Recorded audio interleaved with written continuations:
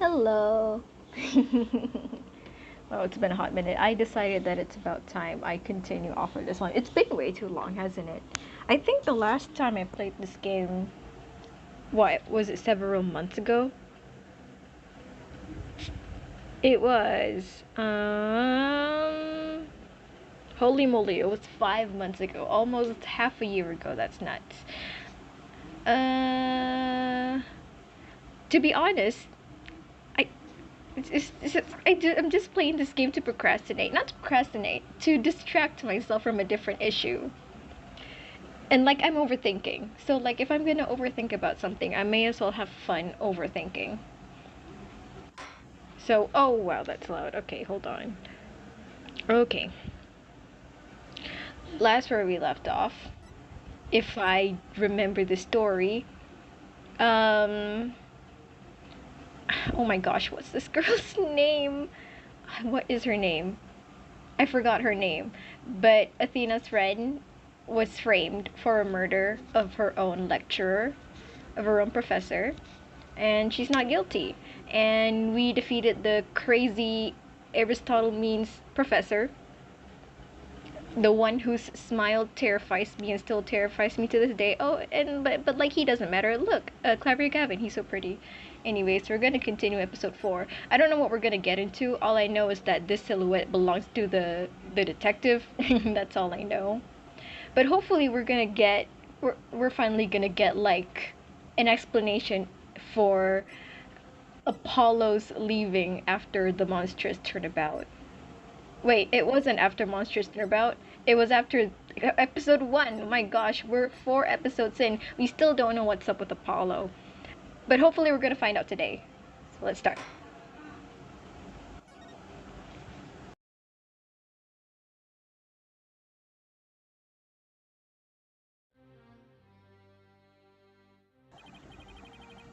The courtroom bombing incident.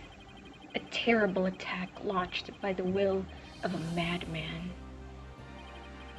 That incident perfectly symbolized the state of the legal world in this dark age of the law. Mr. Wright brought it to a resolution of sorts.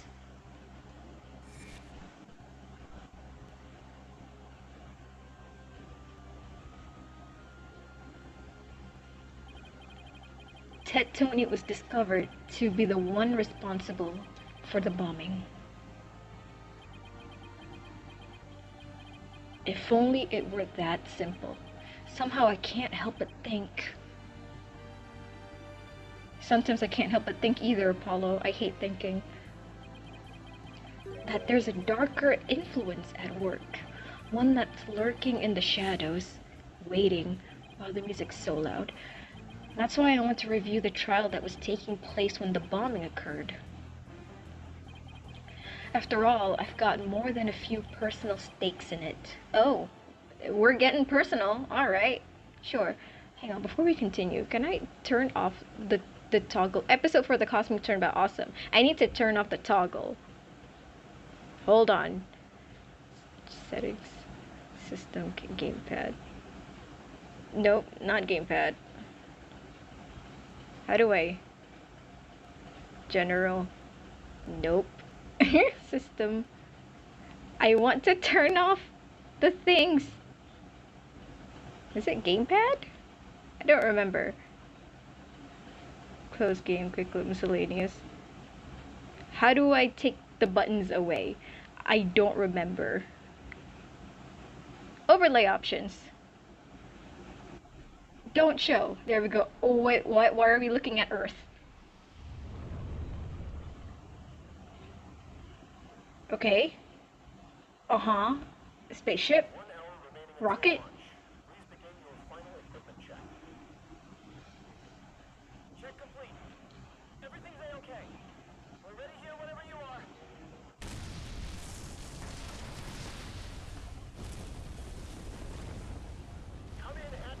Oh dear.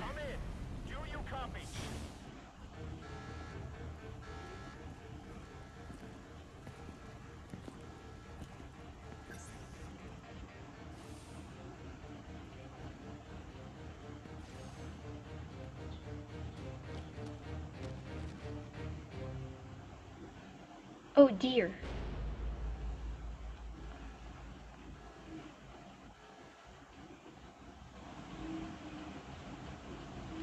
Murder. December 16, 9:12 a.m. District Court, Defendant Lobby. Number 5. Time for another trial to begin. This one is different. Sorry to bother you, but... Ah, darling! Miss Woods! Are you alright, Apollo? Was I making a scary face just now? Oh, hi, Juniper. Yes, I'm fine. I was just doing my Chords of Steel exercise. Isn't this episode 1? Now I'm all ready to go. Yes, knowing you, I'm sure you'll be just fine. Oh, I brought you a present from my garden. Oh no, this is not episode 1. Is this a lotus root? That's right. My grandma says lotus root is good for your eyes. Aw, thank you, Junie. She even says that if you look through the holes, it can help you see into the future. That's adorable. It's for good luck. Maybe later you can cook it and... Thanks for this. I'm gonna have some right now, Apollo. Oh my! Oh, I don't have anything to crunch on. Kinda tough though. You can't eat it raw, but thank you for the enthusiastic try. Oh, Junie. I forgot she has a crush on Apollo. Oops. If she didn't think me weird before, she will now. I've got to calm down. Don't you see she's knitting hearts in front of you, Apollo? Apollo! Sorry I'm late. Hi, Athena.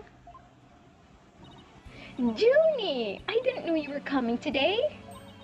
Did you come to cheer Apollo on? I get it, you sly little thing, you. Athena, stop. Stop that. Quit kidding around, Athena. The trial's I can't read. The trial's about to start any second. Is everything all set? Oh, Apollo, when will you ever figure it out? Yeah, Apollo, the girl's knitting hearts in front of you. Figure out what? That's a very long sigh. Took the words right out of my mouth, Apollo. Wow, that was the longest sigh I've ever heard. Who sighed? Hello. This is it. It's all over for me. They're gonna find me guilty. This is our client, one Mr. Solomon Sol Starbuck. He's a very famous astronaut who happens to be an acquaintance of mine. Huh.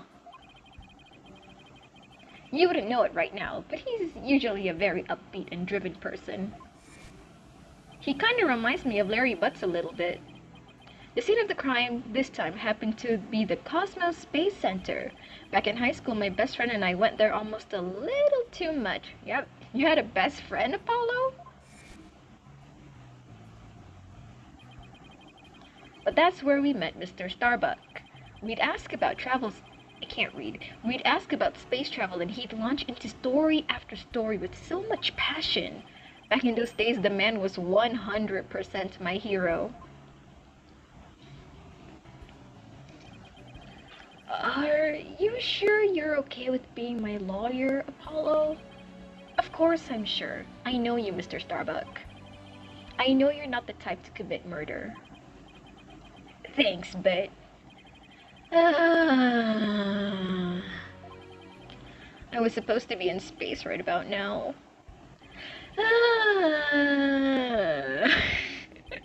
Oh, he sighed again. He's so depressed it almost seems like an act. The launch getting called off must have been a huge shock. Yeah, well, something blew up. I'll probably never get the chance to go into space again. Don't say that. Don't stop believing. Besides, you just have to go into space again. Yeah, I don't think I could face Clay in the afterlife if I just rotted away in a cell. Clay Terran. He's kinda cute. Too bad he's dead. Dang it. Clay Terran. I really want to figure out the joke behind that one. I can't figure it out. You know, I'll figure it out eventually. Clay Terran. I can't believe he was murdered. I mean, he was such a promising astronaut under your command. Yeah, he was a good guy. Always there to pick me up when I was down. No one loved life as much as him, that's for sure. He was always so full of energy, telling me, "You're fine, Mr. Starbuck." How could something like this happen to a guy like him, huh? I've never seen Mr. Starbuck so down. He's sighing so much, I don't think I can keep up. Clay's gone, and I'm going to prison. I wish I could burn up like a shooting star right now. Mr. Starbuck, you'll be fine! Ah! What is it? What's with the yelling? Oh, that was the cores of steel. I'll get to the bottom of this today. You'll see. And in exchange, I want you to go back into space for you and Clay. Promise? Does that mean you have lots of evidence to prove my innocence? Oh, well, about that. We didn't get to investigate the area as much as I'd have liked, thanks to the police. I'm done for. I'm a goner. Everybody thinks I did it. We'll figure it out. We always do. Come on. I thought I was gonna soar like a comet, but I'm just gonna crash like a meteorite. No, don't say that, Mr. Starbuck. Don't count yourself out yet. I know it's hard to lose a teammate, but you've got to keep going. And what about you, Apollo? What about me? I was just thinking, wasn't Clay your best friend? Oh no! We need to focus on the trial right now. Are you all ready to go? Apollo. The trial is about to begin. If the defense would please proceed into the courtroom. Okay, here we go. Here we go indeed. This is it. This is one trial I can't afford to lose. You don't say. Oh my god, our best friend died. For Clay's sake and our clients, I will find Clay's killer. Yeah, you tell him, Apollo.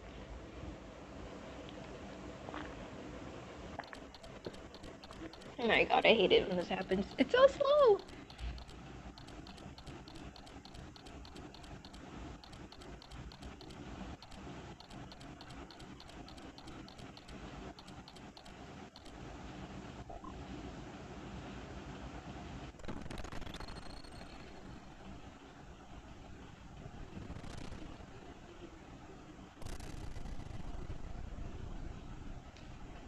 All right.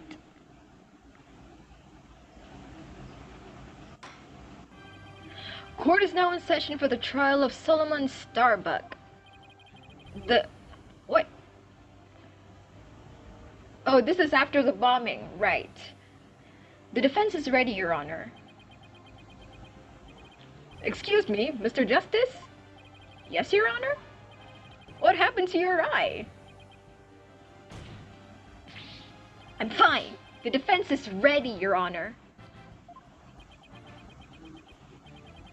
Are you sure? I don't.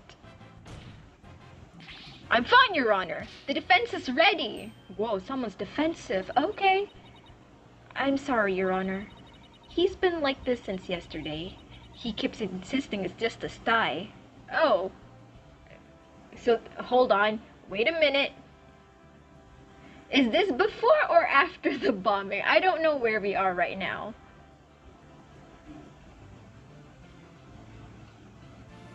This is definitely after Junie's case with the school, with the academy. But is this after the bombing or before the bombing? You know what? We'll figure it out. I suppose it's something he doesn't want to discuss. Maybe he's entering a touchy stage. What? Are you claiming he's going through a phase? Very well. And the prosecution? Hello, Black Quill. The prosecution appears to be ready as well. Silence. Ah, how I miss you, Black Quill. You and your edgy voice lines. Not yet. I'm not quite ready yet. Oh? Hmm? Oh dear. What, already? We haven't even started yet. Hey, wait a minute. Oh, this is the day of the bomb case! Before the bomb went off! The prosecution is now ready. Well, it didn't take him long this time. What's up with Black Quill? Now then, I shall give the opening statement. Silence. I'll do it. Oh, that's new. You will? What an unexpected surprise. This time I can't leave it to anyone else. I see. Something is up with the two of you today. You don't say. You both seem different somehow. You don't say. Very well, Prosecutor Blackwell. Your opening statement, if you would. It was just yesterday. The crimes in question occurred at the Cosmos Space Center. Ah, that famous federal research facility of all things related to astrology, right? Astronomy. It's astronomy. Anyway, a rocket was set to launch from there. But at 9:28 a.m., before they could even move the rocket to the launch site,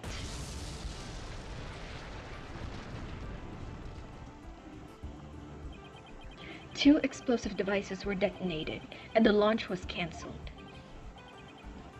My word! 2 bombs? How dreadful. The defendant in today's trial is charged with both the bombing and with murder. One Mr. Solomon Starbuck. For whatever inane reason, he detonated a bomb on the rocket he himself would be in. Solomon Starbuck? I recognize that name. Isn't he that famous astronaut? Correct, your baldness. I miss you so much, Blackwell. I hate you so much, but goddamn, I miss you. Correct, your baldness. Mr. Starbuck was the pilot of the Hat 1, I believe it's called. Hat 1 rocket 7 years ago. As you may recall, despite some interstellar trouble, his mission was a success. Some say it was a miracle he returned alive. I suppose you could say he's a living legend. Oh, I remember now. He's become something of a celebrity. I can't read. He's become something of an international celebrity, right? Wow. Oh, that was before his hair becomes some sort of like paintbrush. They even turned that incident into a movie and everything. Oh, that's an actor. We've got a real space pioneer in court today. But even heroes tumble from their lofty heights. Returning to the subject at hand. Ah, yes, the victim was one Mr. Clay Terran, a subordinate of the defendant. Indeed, a loyal disciple. A loyal disciple brutally stabbed to death by his mentor. Stabbed to death, you say? You mean his death wasn't a result of the bombing? Correct. Despite his lofty dreams, the victim was seen as an interloper by the defendant, and so he was sent not into space, but to the universe which we mortals cannot see. Just say he was killed. Clay. I think I've heard enough. The case seems pretty clear-cut at this point. However, there is one thing I'm curious about. That metal box next to the witness stand. There it is. The bomb. What purpose does it serve exactly? Since you asked so nicely. It's your coffin. Don't scare the judge like that, Blackwell. That's not nice. I jest. It's evidence. Your jokes are morbid, Black Quill. Due to its immense size, we've little choice but to lay it where it rests now. We shall get to the contents of the box in due time. Ooh, I feel like I just lost 50 years off of my life. Does he even have 50 years left? Let's not question the judge's lifespan. I feel like we've seen him for way too long now. Inner monologue, Athena. Inner monologue. Enough jabbering. Hang on, do I have my earphones on right? I do. Okay. I thought I had it on wrong. Anyways, enough jabbering. Hello! What voice did I give you? I gave you an All Might voice. I remember. Breathe in, breathe out. Bobby Fulbright's the name. In justice we trust. I miss you. Ah, Detective Fulbright. Very well then. Please explain the details of this incident to the course if you would. On it. First, take a look at this pamphlet from the Cosmos Space Center. In it, you'll find a diagram outlining the overall layout of the Space Center. Wow. Ah, here we are. For a more detailed look at what's on the left side of the building. The launch pad, hello. Take a look at this cross-section that we the police have created. See the launch pad and the main building? Yeah. The launch pad is the square building, and the rounded structure is the main building, right? Oh wait, that was the judge asking. Anyways, you got it. The incidents took place in Launch Pad 1 and in the main building's lounge. Uh-huh. I'll be using this diagram during my testimony. It'll make it easier to understand. Space trajectory to the court record. Okay, awesome. What else is in my court record?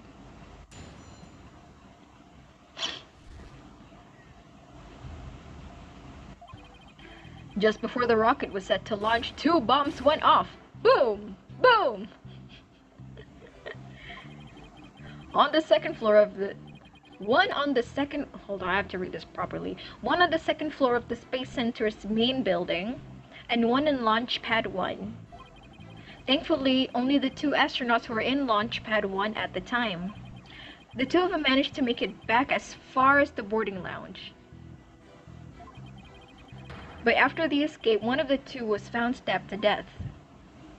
Okay, hold on. Can I check my court record real quick? A murder on top of a bombing. Hold on. How did you die? Terran's autopsy report case cause of death stabbing. The victim was discovered in the 3rd floor boarding lounge in the main building. Oh dear. Oh dear. Okay. Detective, the victim was already dead by the time you arrived at the lounge, correct? Yep. Thinking he'd sabotage the bombing, the defendant attacked and killed the victim. Just look at this tragic photo. I am looking at it, yes. Oh my, is that a knife in the victim's chest? Yes, Your Honor. It's the knife that cruelly ended this young man's dreams. Damn. We couldn't get any prints off of it, though, because the defendant was in a spacesuit. Utility knife. Alright. Noted. By the way, Detective Fulbright, why are the victim's helmet and right glove absent in this photograph? We had to remove them to identify him, Your Honor. Even the glove? Why would you remove his glove? His helmet, I understand. We had to get his fingerprints. Ah, noted. Understand. Now, there's just one more thing I'd like to inquire about. What is this round thing next to the victim in this photo? Oh yeah, what is that? Something so important to the victim, he took it with him as he escaped the launch pad. A capsule that apparently contains asteroid samples. While obviously valuable for research purposes, it has no relation to this case. I see. So, we know that the bomb in the main building was on the 2nd floor. But where was the bomb that was in Launch Pad 1 located? That one was on the rocket itself. It was situated around the central part of the rocket. Apparently, the area around the launch pad's elevator was a sea of flames. Area around the elevator? Oh, I see. I would like to submit this diagram and report into the record. Hello! We are back into Ace Attorney. Sebab, I want to overthink about something else. Listen, result exam keluar esok. If I'm gonna be overthinking, I might as well overthink about something fun, you know? And besides, it's been like 5 months, so why not? The trials just started and we're already in a bind. You get used to it. Besides, that's what cross-examination is for, right? What the two I can't read. What the two astronauts were doing during the bombing. That'll be the key.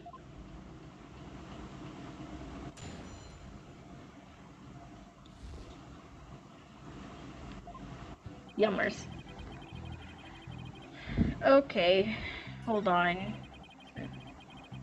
One on the launch pad, only two one at the time.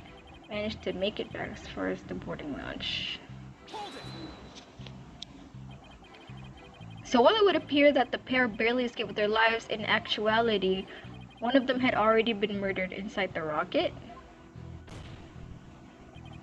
That's the angle the prosecution wants to push, correct? You got it. In fact, that's what I've been trying to say this whole time. If the victim had been alive, he would have tried to stop the bombing. Is there any chance Mr. Turing could have been killed before he boarded the rocket? They were both alive and well at boarding time, and embarked under their own power. Their hearts full of hopes and dreams of space. And then both of the hopes and dreams were dashed. If I may continue my explanation, after the evacuation order was given, the defendant made his escape, carrying the victim to make it look like a rescue. Escape. One of the two was found stabbed to death. He was found where? And who was the first to find the victim? Huh? The Space Center director, Yuri Cosmos. Yuri? Willowa? Oh, she's pretty! And Detective Candace Arm. Detective Candace Arm! One of them was a detective? Yep, Detective Arm specializes in bombings, you see. She and the director were ordering the evacuation following the explosions. They were... I can't help it, her name is Yuri! They were also worried about the astronauts, so they hurried over to the boarding lounge. That's when they discovered the victim along with the defendant. 2 witnesses, huh? And one of them is a detective. Dang. It's like he's trying to give us as little information as possible. Maybe Prosecutor's Black Quill got his tongue. Well, don't let that hold you back. Keep pressing until we get what we need. Okay, so I'm just gonna press everything then. Hold on. This... Where was he found? Bro was discovered in the 3rd floor boarding lounge.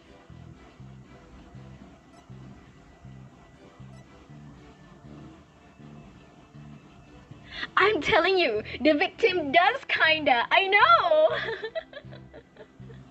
Can I see this? I want to see this back. I don't want to present anything. I just want to see. Something, something, something. Okay, is that the 3rd floor? It is the 3rd floor. Alhamdulillah. Dang. Alright then.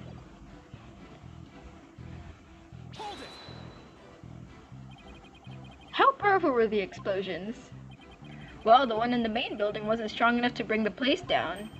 But the room it went off in was burned black. Thankfully, nobody was hurt. Due in large part, of course, to me stepping up to lead the evacuation. Okay, detective, sure thing. Wait, what were you doing there in the first place, Detective Fulbright? Ha ha ha! I'm Bobby Fulbright, hero of justice. I'll be there wherever and whenever people need my help. You're a detective. What are you doing in a space center? I'd go to the other side of the world, or even the edge of the universe. That's not where a detective is needed, my guy. But sure, okay, why not, whatever. I'm not sure he knows how far that actually is. But I guess I'll leave that one alone.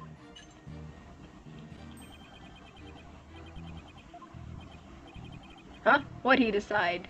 I just got complimented and I didn't even say anything. Anyway, could you describe what it was like? The bomb cut power to the central bank of the elevators and the third floor lounge. Central bank, I can't read. Oh, the central elevator, okay. It was pitch black in there, I tell you. However, the security cameras and whatnot, were running on emergency backup. And how did the evacuation go?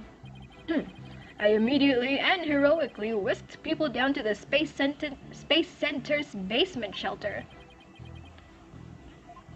Yes, there's an emergency shelter beneath the Space Center. An emergency shelter, huh? Oh, here it is. It's at the bottom of the diagram. Oh, bawal lagi. I see. The Space Center is pretty impressive to have its own shelter. Site security, police officers and riot police who had been standing by gave action. Okay, noted. The power outage and evacuation seem unrelated to the murder at this point. I guess I'll leave that aside for now. Alright. 1 on the second first baseman. Let me get this straight. Mr. Starbuck rigged a rocket he was going to board with explosives? Huh? What are you talking about? If the defendant really did plant the bomb on his own rocket, he'd get caught in the explosion as well. Oh, I hadn't thought of that. Fine. A simpleton for a simpleton. Fulbright. The motive. Understood. The defendant actually had astrophobia. He's an astronaut! Astrophobia? What's that? A fear of space, naturally. Just the thought of space can cause the afflicted to freeze up. He's an astronaut, though. And so in his terror, the defendant found a way to stop the launch at the last minute. That's absurd. Unfortunately for you, we have evidence. Take a look at these. Pills. What are they? These anti-anxiety tablets were found among the defendant's possessions. Okay, and? What if he has anxiety? What if he has clinical anxiety, huh? It's not nice to make assumptions, you know? Apparently he was taking them in secret to quell his fears. There were a multitude of problems with the rocket Mr. Starbuck rode 7 years ago. Rumor has it threatened to crash a number of times as well. That was, of course, very traumatic for Mr. Starbuck. Objection! But that doesn't mean he'd go so far as to blow up his own ship. Silence. Okay, silence me then. The defendant couldn't bear to mar his good name now, could he?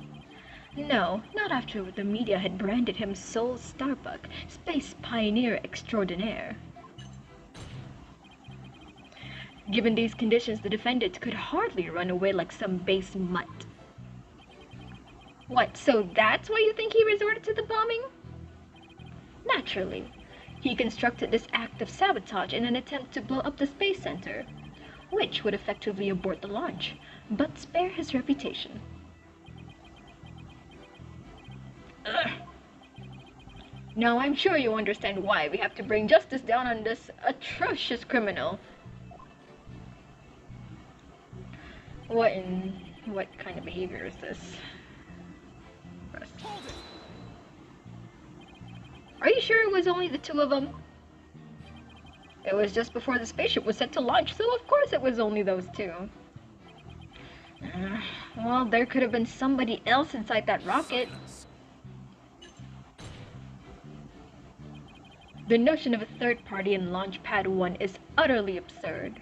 Just to enter the area from the lounge. one must pass through a door guarded by a fingerprint recognition device. And allow me to state up front that there are precious few with the clearance to do so. A fingerprint recognition device?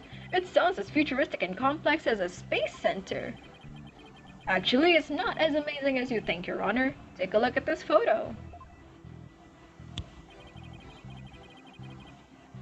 This is the door in the lounge with the fingerprint lock.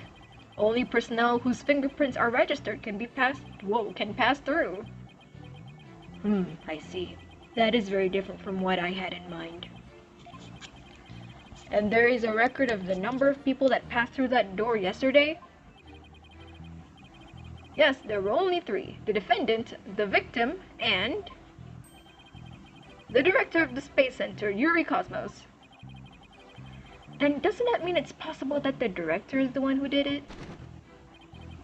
Not a chance. He was in the main building when the bombs exploded at 9:28, doing his job directing the launch. Besides having an alibi, he has no motive for committing these senseless acts. He has a point. I guess the director can't be considered a suspect then. Okay. I think that pretty much covers the details of the case. Only the victim and the defendant were on the launch pad when the former was killed. If this is the truth, then only Mr. Starbuck could have carried out this crime. What little I got out of him only hurt my case. Justice Dono. Foolish is the warrior who rushes headlong into battle. Well, I wouldn't be rushing headlong into this battle if the police let me investigate the crime scene in the first place. Preparation is an essential element of battle. I wasn't allowed to prepare. Preparation is an essential element of battle, so I advise you take a gander at this. Take a gander. What is it? Footage from a security camera. As the 2 astronauts emerge from the bowels of the Launch Pad 1 corridor.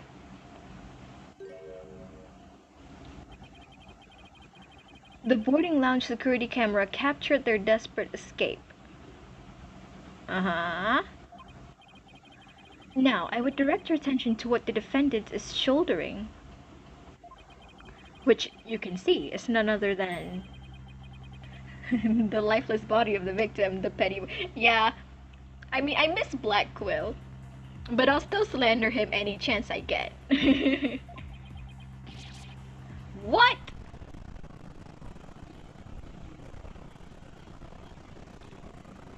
And the crowd goes wild.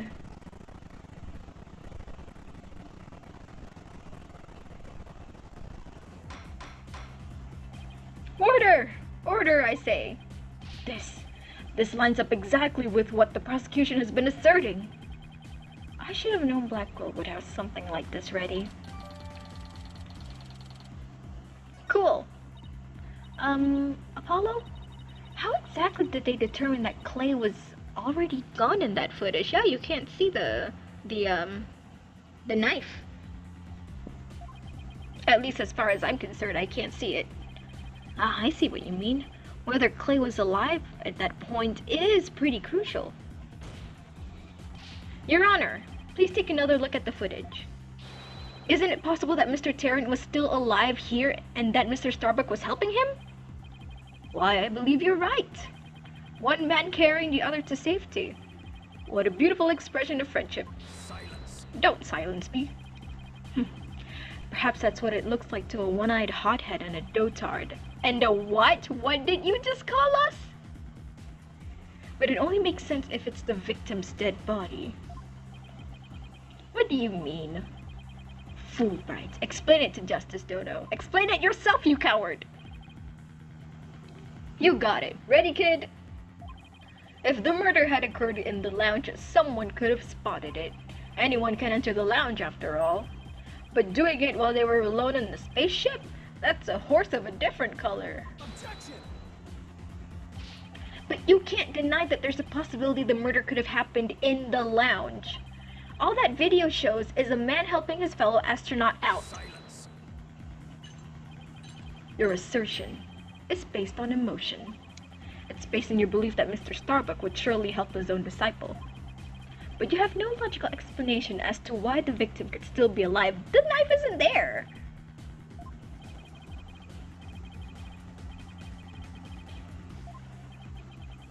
But it sounded perfectly logical to me.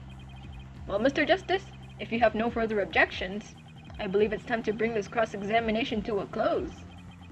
Objections? Well, Thank you, Athena. Bring us home.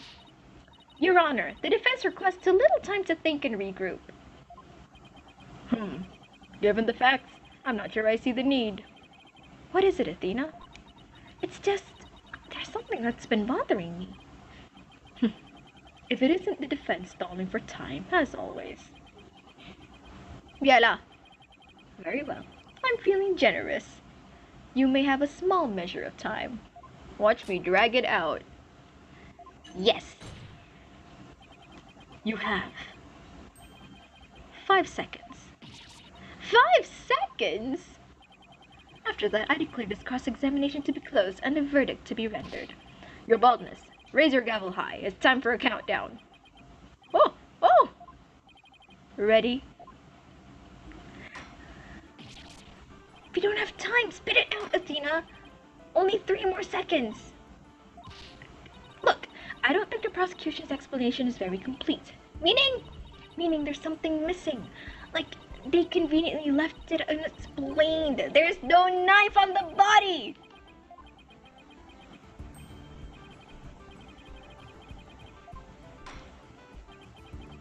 Your 5 seconds are up, Mr. Justice. Is there anything about the prosecution's argument you'd like to rebut? Yes, Your Honor. Actually, there is. There's something the prosecution has yet to make clear to this court. Huh? Well, if you put it that way. What is it? Girl, I don't know. The body was moved. Oh yeah, why would he move He could have just left it there, huh? If Clay was already dead. It would have gone up in flames. There would have been no evidence at all. They have failed to explain why Mr. Starbuck would bother bringing the body back at all. If the defendant wanted to kill the victim, why didn't he just leave his body in the rocket? Why go through the trouble of bringing him all the way back to the boarding lounge? Oh, that's true. I don't think we've heard the prosecution's thoughts on that yet. That's because they have none, Your Honor. After all, how does someone explain something so illogical? The prosecution is claiming that the defendant moved the victim's dead body, but what if the entire premise of that argument is wrong? Then let's hear your theory, Mr. Justice. Heck yeah. The defense proposes that the defendant didn't kill the victim, he was helping him. Ow! Fulbright. Explain it for our sad friend here before I nod off this monotone dialogue. Hey, my monologue has a lot of tones, I'll have you know. Inform him why exactly Spaceboy moved the victim. Huh? You've gotta be joking. It's simple. Mr. Starbuck did what he did to direct suspicion away from himself. He wanted to create the impression he heroically risked his life to save his partner. That's why he made sure to make it to the security camera so there'd be a record. Listen, this is just clumsy, right? If he wanted to make himself look that good, then, like, why leave the knife in there?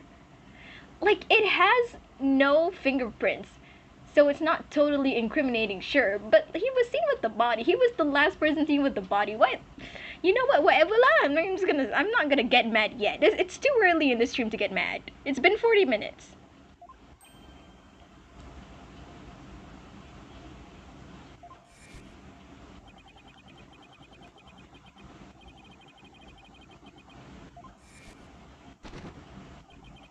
The average person wearing a spacesuit weighs easily over 200 pounds. Saving the life of a partner who weighs as much while trying to escape deadly flames. Would a dramatic sob story fit for the silver screen? Indeed, I was completely taken in by the humanity of the story. You see, yet the true ending is that all traces of his hammy act were meant to be blown up. Yes, and now we arrive at the thrilling conclusion. The third explosion. I beg your pardon? Objection! What are you talking about? There was no third explosion. Silence. Indeed, you are correct. But that is thanks to Detective Arm. It was she who identified and secured the bomb. However, it doesn't change the fact that the third bomb was discovered in the lounge. The steel coffin beside the witness stand. That would be a bomb transport case. Or as I said it several months back, transport cake. We used that to transport the deactivated bomb here. It was found in the lounge. A bomb in the form of a most distasteful toy. Wow. One on the second floor of the main building, one on the launch pad, and one in the lounge. The defendant planned to set off 3 firework displays. Fortunately, the third was discovered before it could be detonated, or had it not. The victim's body and other vital evidence would surely have been destroyed. Objection! Whoa. Before you utter a word, know that the evidence supports me. Ugh. It's like he's reading my mind. As it is still undergoing forensic investigation, I do not have the evidence on hand. However, know that a peculiar item was found in one of Mr. Starbuck's pockets. What was it? Specifically, a bomb detonation switch. Oh dang. You found what?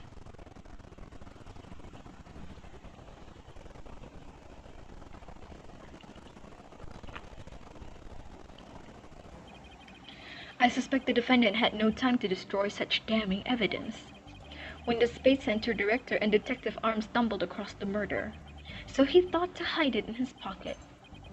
Feeble-brained that he is. No, Mr. Starbuck would never do anything like that.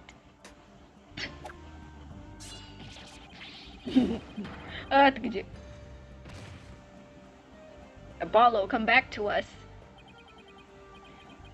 Justice, Dono. Open your eyes and see the truth. This appears to be irrefutable evidence that the accused set off the explosions. No, there has to be some kind of mistake. This can't be truth. Still can't accept it? You'll believe in your client, come what may. Then why don't you cross-examine the defendant himself? This has got to be a trap. It's like Blackwell's controlling the entire game, you know, as per usual. It's just the usual. Yeah, it seemed like he was waiting for me to bring up the body moving issue. Why do you say that? Because he had just the right argument when I pointed it out. And to really rub it in, he had a decisive piece of evidence up his sleeve, too. He was trying to shake my faith in Mr. Starbuck and break me down. Then, making you cross-examine Mr. Starbuck at this point was part of his plan, too? Totally underhanded, but I wouldn't expect anything less from him. Now, let us hear from the arch-villain, the fiendish murderer himself. Famed astronaut, Solomon Starbuck. I'm Mr. Starbuck. Witness, your name and occupation, please. Solomon Starbuck, astronaut. How did this happen? Mr. Starbuck, you aren't looking very well. Will you be able to give testimony? No. No. Well, unfortunately, no is not an option. You are being accused of the Space Center bombing and the murder of Clay Terran. Please testify to these allegations.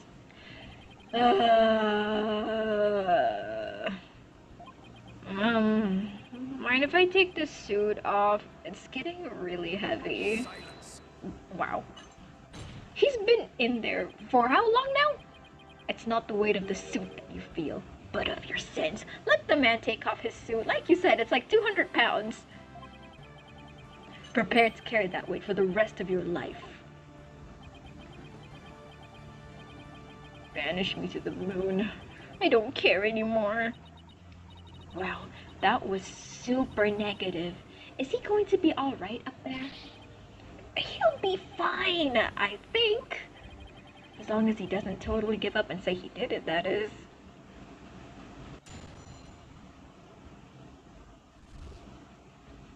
Okay. All I did was support Clay over my shoulder and get us out of the rocket. Like always, I took the elevator is broken, isn't it? Okay, you took the elevator down to the mid-level and headed for the corridor. Clay had passed out by the time we got the order to evacuate. I didn't kill Clay. I was trying to save him.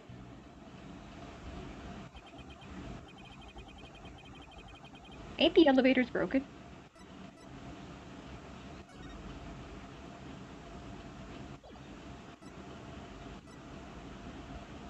Sparks of fire and the middle level of the launch near the elevator. How are you supposed to use the elevator then? Police officers and riot police gave back immediately there was a power outage and the affected areas remained dark. The security system switched over to emergency frequency to work. Evacuees moved to basement shelter.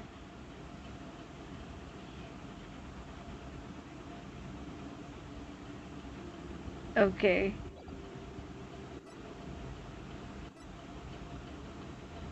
Okay, sure. But I bet you think I'm lying, right? I reserve all judgment until after I've heard your full testimony. I'm sure you don't believe me. I bet you don't even believe I'm an astronaut. I don't think the judge doubts that. Who'd wear a suit like that except an astronaut?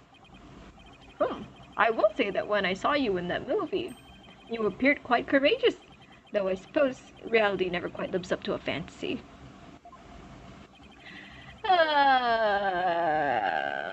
I guess I'm just a big disappointment. I really don't care what happens anymore. Oh no, he's completely given up.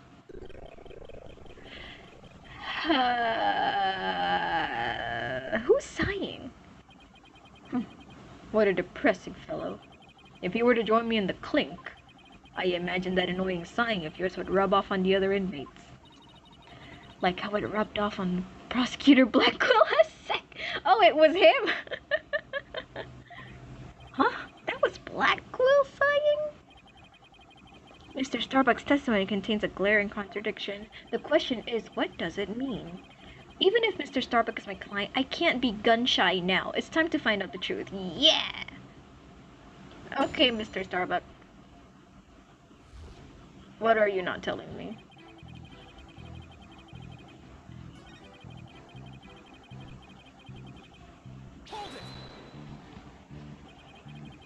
Is that the elevator inside the launch pad area? That's right, we always use it to get to and from the cockpit. That makes sense, so he was just using the route he always used. In spite of the fact that there had just been an explosion? There it is.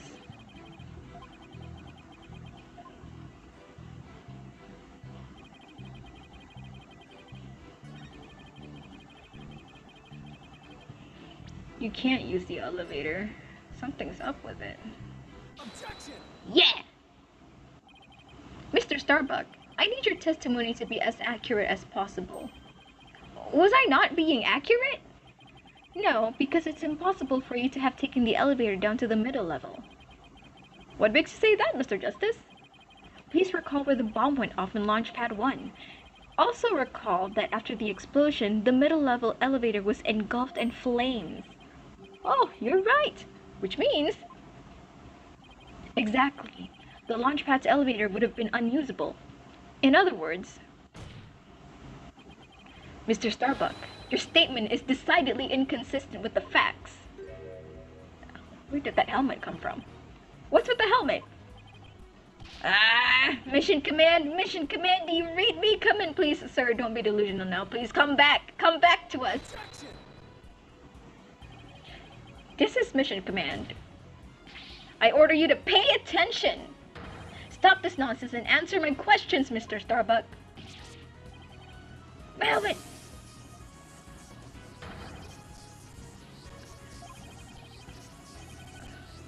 My good dude, you are on Earth.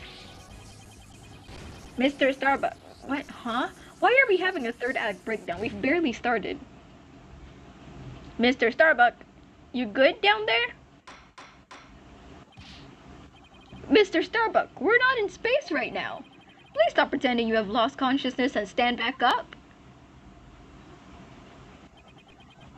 I apologize, Your Honor. I forgot I was still on Earth. I feel like we all just got a real glimpse of Solomon Starbuck the astronaut. Yeah, he seems more like an astronaut now than when he was doing all that sighing. Mr. Starbuck, would you please explain the inconsistency in your statement? And about how you used the middle level elevator? I was nervous and I said the wrong thing. I'm sorry. I actually took a different route, I think. A different route?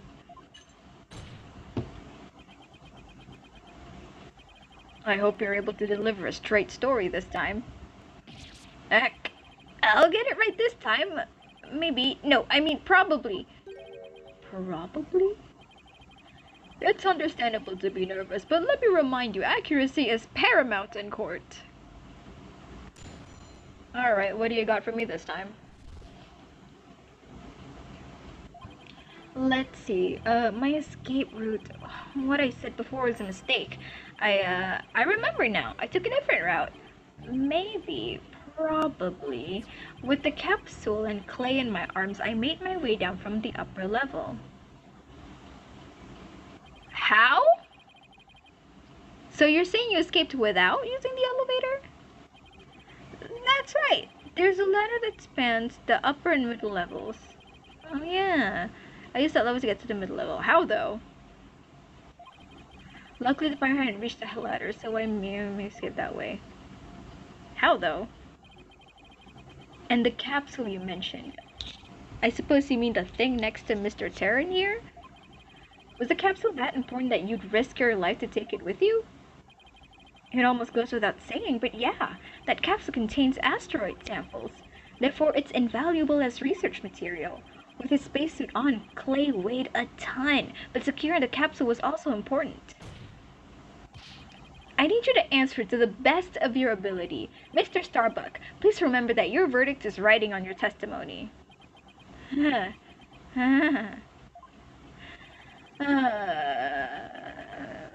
Maybe I am guilty after all.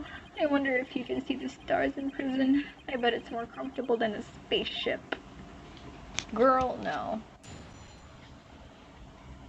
I don't know what I'm looking for here.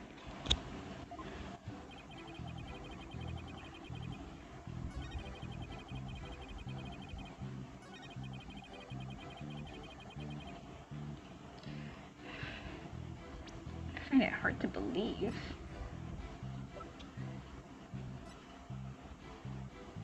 With the captain to Mars, I made my way down to the upper level. Down from the upper level. I mean dark.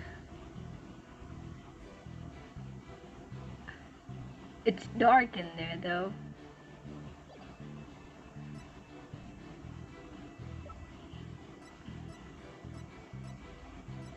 You know what? Let's question this. The upper level of the launch pad area. That's right. That's what I said, isn't it? Granted, that route does exist. So to recap, had clay over your right shoulder and the capsule in your left hand. Yeah, it's really important, so I couldn't let it get burned up. So even though clay was really heavy, I couldn't afford to carry him with both hands. I did the best I could with him, over one shoulder and the capsule in my other hand.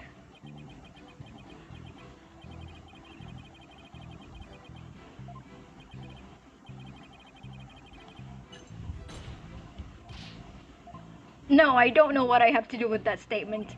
I don't know actually.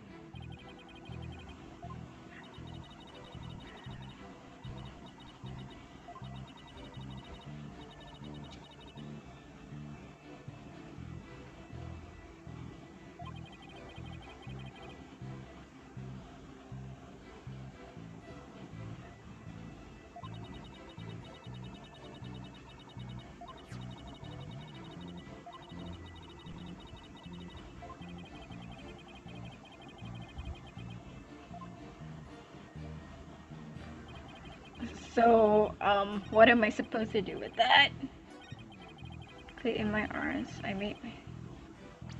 How is he not able to do that? What? Sebab gelap ke? I don't know.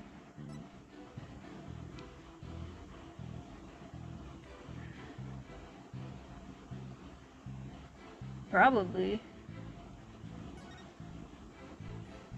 Is it because it was dark? It was really dark.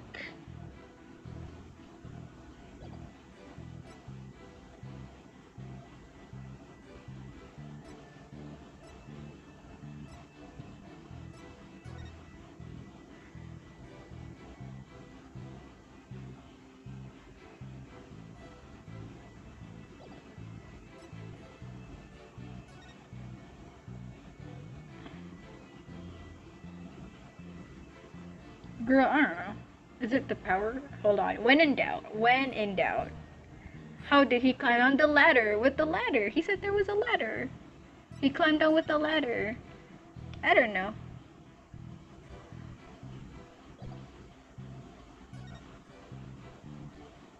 Yeah.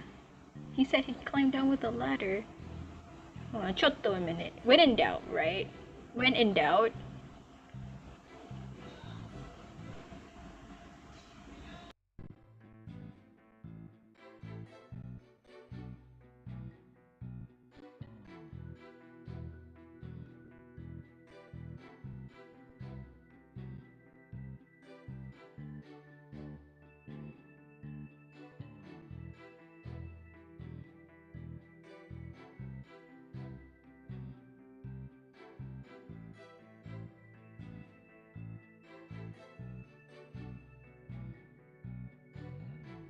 Ah!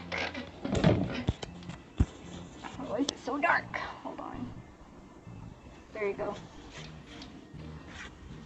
But both hands are full. I don't know.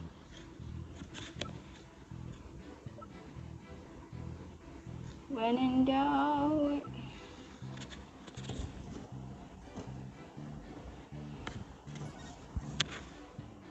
How did he go down?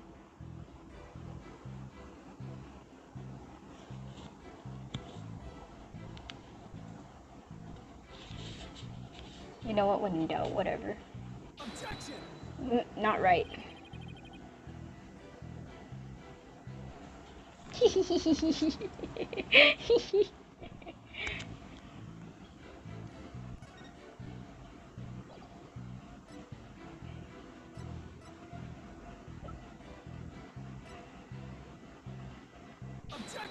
Nope.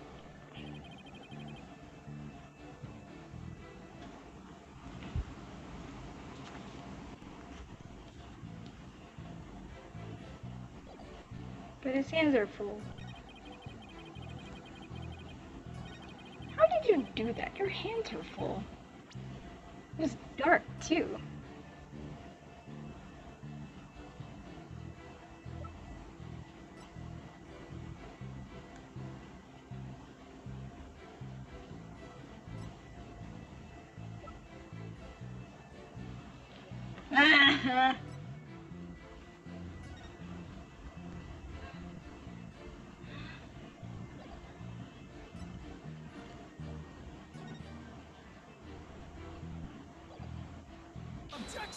Oh, there you go.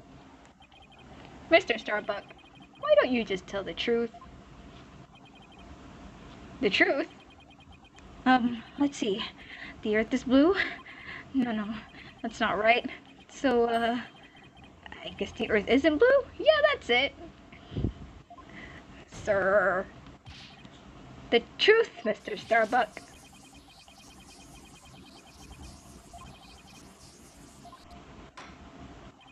Mr. Justice, the witness appears confused. Please help draw out the truth from him. Mr. Starbuck, under the circumstances at the time, you couldn't possibly have reached the boarding lounge via the upper level route. Huh? Not as long as this was along the escape route. What? I don't know, dude. I don't know.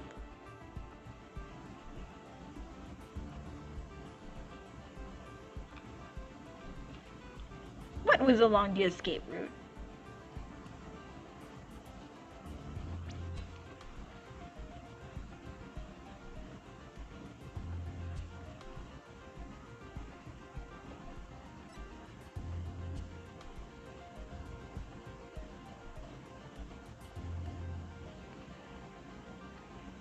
Fire on this.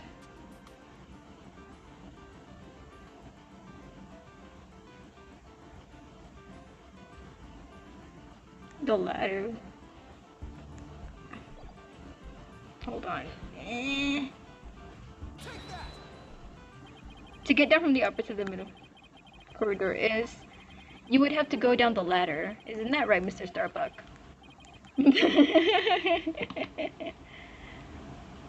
I don't know. I was honestly, I was just kind of imagining him throwing down the asteroid sample, and then somehow, I don't know, holding the body. But then again, I guess they both weigh 400 pounds, so that is kind of crazy.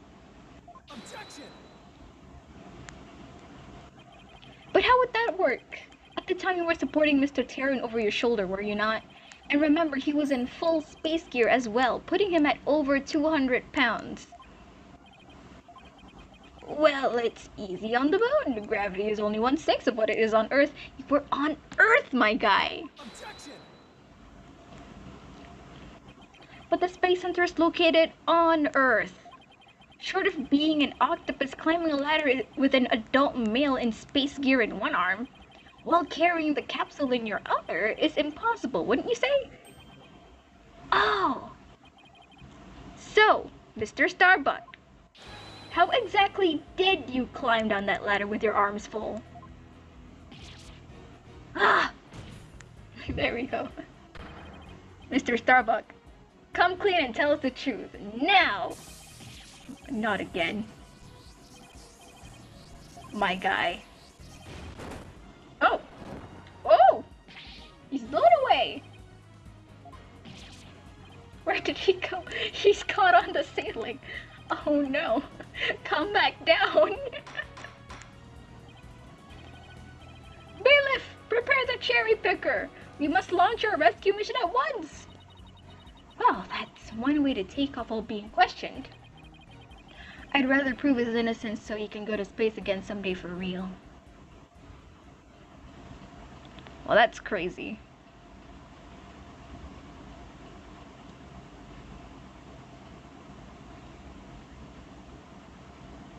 So, now then, Mr. Starbuck, do you think you can keep your feet planted on the ground?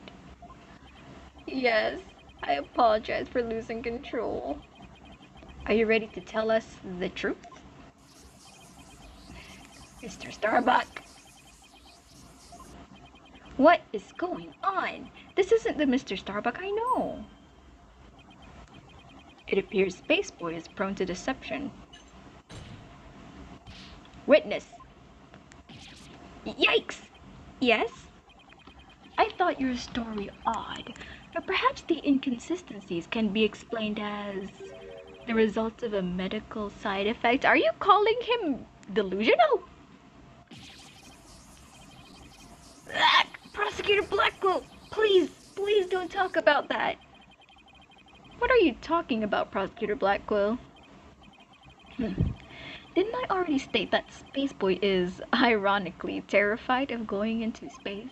That's why he took some precautions just before the launch. For you see, traces of this anti-anxiety drug were found in his system.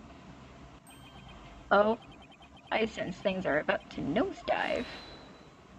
Who's holding it? You got it all wrong. I told him during the investigation too. I don't know anything about any drugs. I never took any medication, I swear. It was found in his system, but he doesn't remember taking it? How could that be? Someone must have slipped them into me.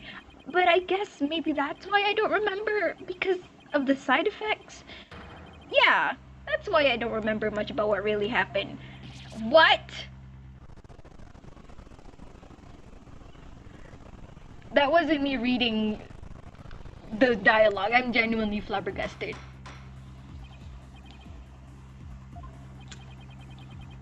Wow. We can't get any useful testimony out of him if he doesn't remember anything. Well, this certainly explains why his testimony kept changing. Why didn't he just tell me he couldn't remember? I guess he didn't want anybody to find out he was terrified of going into space. Maybe I really did do it. Which brings us to the answer of our original question. Of how the witness climbed down the ladder with a dead body. It does?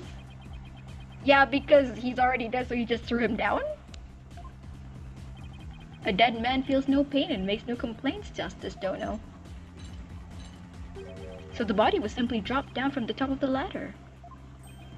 Oh my, I see. Then the defendant could climb down with his free hand. Drop the body down? Who would do such a disrespectable thing? I don't know, dude, a murderer? Besides, dropping the body down would leave marks on the body itself. So you are capable of quick thinking. Yes, you are correct. There are marks on the body?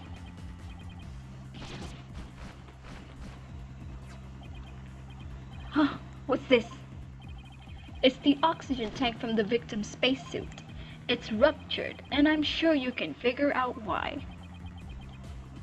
You can't be implying it ruptured when the defendant dropped the victim's body. I am, for they fracture easily when struck.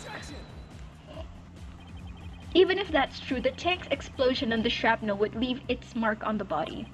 Yet according to the autopsy report, only the knife wound was found on the victim's body. You're clearly grasping at straws with this line of reasoning. Silence.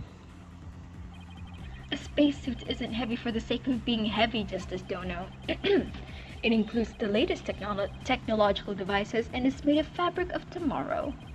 The fabric is made to protect the astronauts from the dangers of space, so falling a few Earth yards would hardly leave a mark on the wearer. Objection. Then shouldn't it be impossible to stab someone through it as well?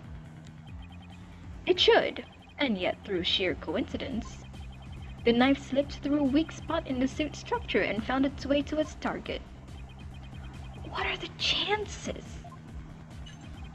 You forget that our killer is an astronaut himself with knowledge of how the suits work. He's got me there. And now my argument has been proven. Spaceboy killed the victim in the rocket and then dropped his body from the upper level. After climbing down, he shouldered the body and made sure the camera recorded them. There is no room for debate about these facts. It is clear that Solomon Starbuck is the only one who could have killed Clay Terran. Damn. Here, the report regarding the astronauts' oxygen tanks. Consider it my send-off gift. Feel free to use it as payment across the river Styx. Oh, you're so crazy for that. Heck. Sure. Remaining. Okay. Hey, this report is pretty detailed. Let me see that display. Oxygen remaining after the 0%. The tank belonging to Starbuck, who claims to have cured the victim, said it was 80% full. Tanks were functioning properly at the time. But that one says 50, doesn't it? It does say 50.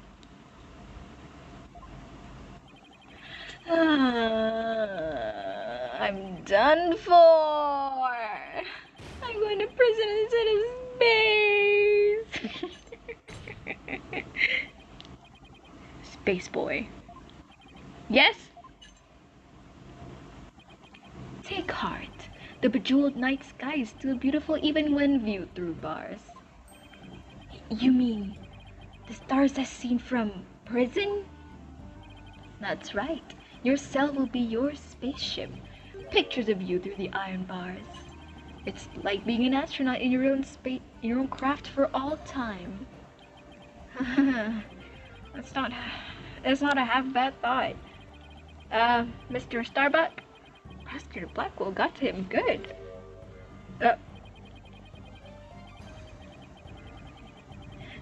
Come back! You're not even convicted yet. Don't go to jail yet. Sabaj out. Objection! Mr. Starbuck, you can't give up hope. Oh, yes, Apollo? You know, Clay really looked up to you. He said you are an incredible man. Oopsies. Excuse me. He said you'd never give up your dreams and passion for space, no matter the situation. He said that? So don't give up now and help me prove your innocence. For the sake of the man who respected you and believed in you, Clay Terran. For Clay! Yeah! You're wasting your breath. Oh. Okay, he's yelling now. Oh! Calm down, my guy.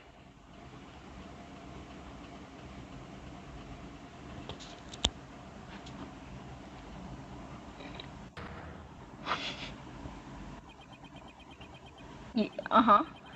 Apollo, thank you. I can see things clearly now. Mr. Starbuck? I'm fine now. Thanks for reminding me of my life's mission. Uh-huh. Right. We'll both be fine. I'll prove you're innocent, you'll see. And after that, we'll get you back into space.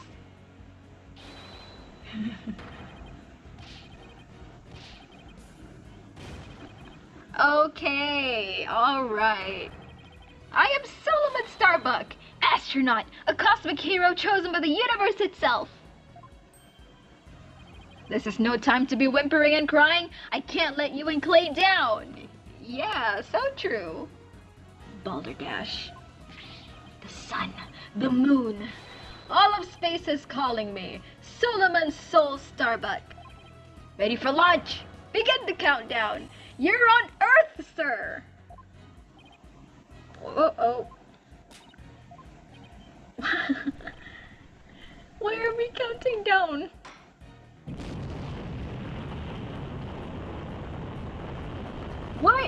What is going on? Is he?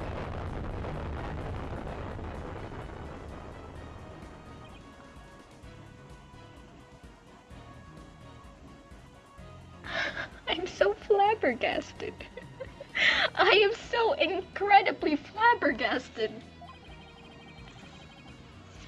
What is happening? We are still in court, right?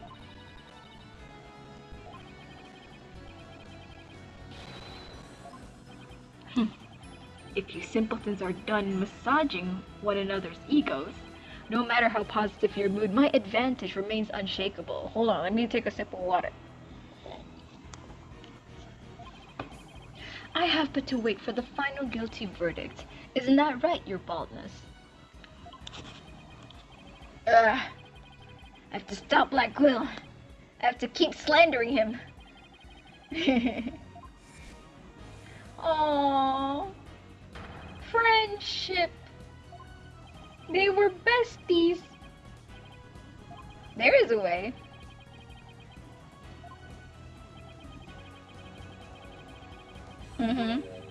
The new open suit could have killed him, Mr. Starbuck. So the only way to counter Black Quill's argument is if I can prove that Clay was still alive when they arrived at the boarding lounge. In which case, I should be able to find some contradiction in the evidence itself. Now let's see about this data we just received. This supposedly proves that Mr. Starbuck brought Clay's body in Launchpad 1. But if I'm going to prove that false, then there must be something I can use here. There is something. Ugh. Objection!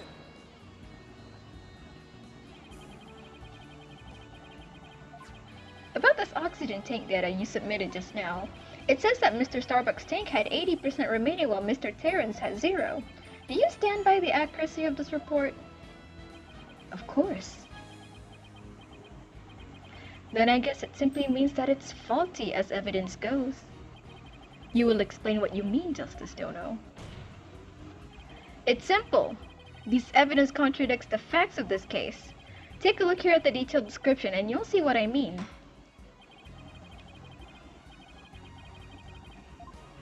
I got something.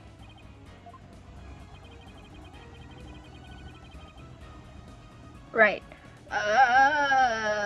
This one. This one says 50. That one says 80. Whee!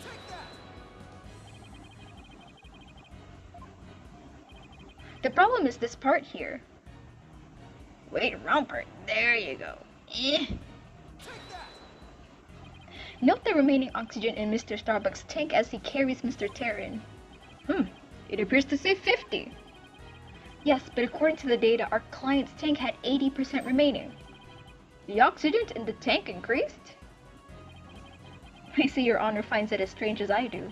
It's bad enough that there is a contradiction, but the increase in oxygen is beyond illogical. Oh my, you're absolutely right. What is going on here? Silence. Don't silence me. I too find it odd that the oxygen remaining has increased. It would be as odd as if my rations were to increase.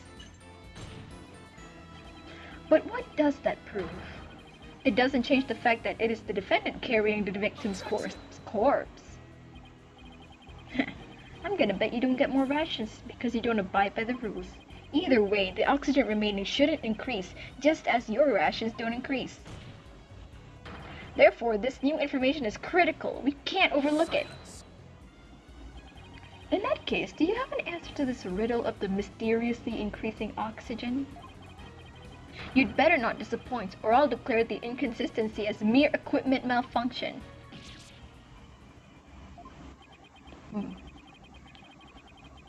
Wow.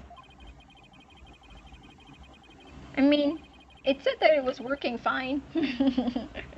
None of us are rocket scientists up in here. How do we know that it's equipment malfunction?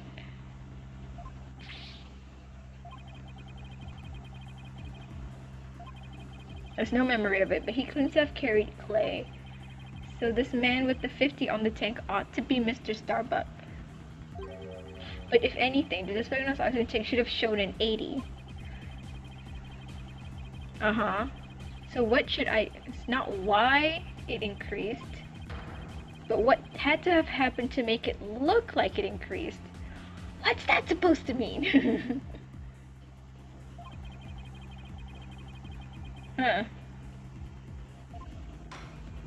Minari. Girl, I don't know. I'm not ready.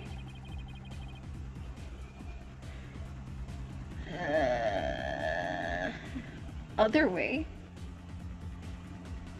Job, tengah fikir.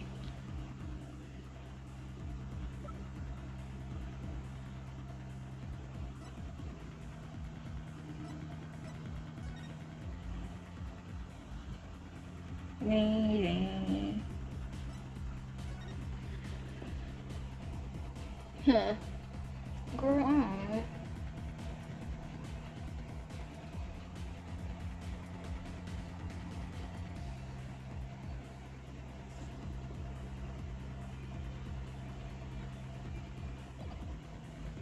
Do you mean they were going the other way?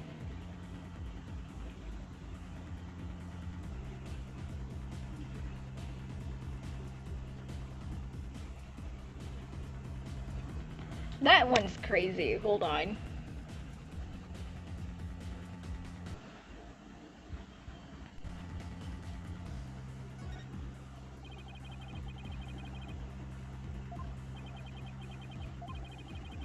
It makes sense that they're things. Yeah, I thought so. I thought so. That is crazy, isn't it? I don't know. The victim was carrying the defendant? That's nuts. The tanks were damaged. They're not damaged, is the thing.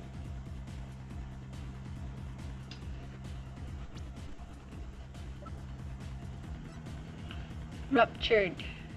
The defendant had 80.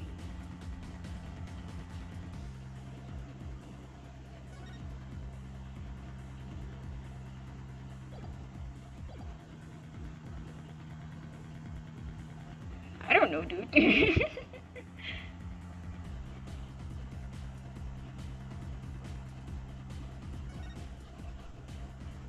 Huh. What if it was the other way around? Oh, crazy. Okay. As you can see, Your Honor, both men had their helmets on in this footage. But it turns out, this is where our base assumptions went astray. We assumed that it was Mr. Starbuck helping Mr. Terran. But it was the other way around. It wasn't Mr. Starbuck helping Mr. Terran at all. It was Mr. Terran who was helping Mr. Starbuck to the boarding lounge. Whoa! Winati!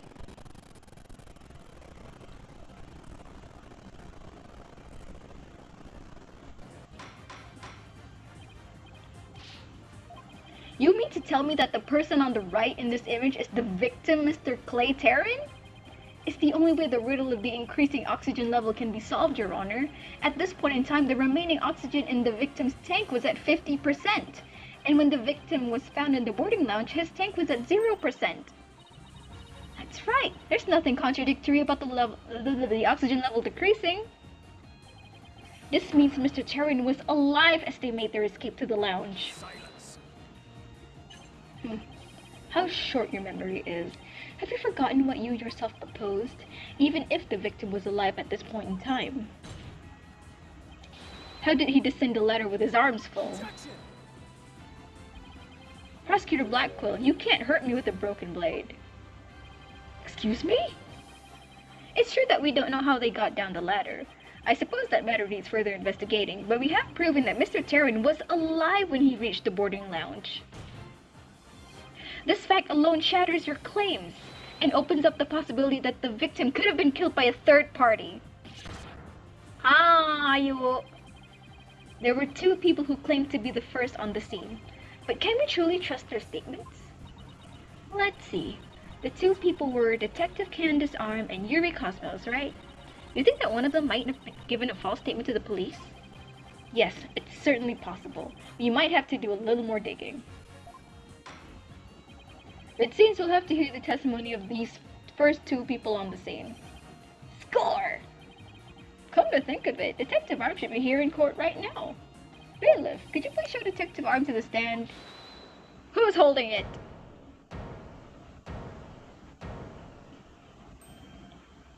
You! I have an announcement, everyone!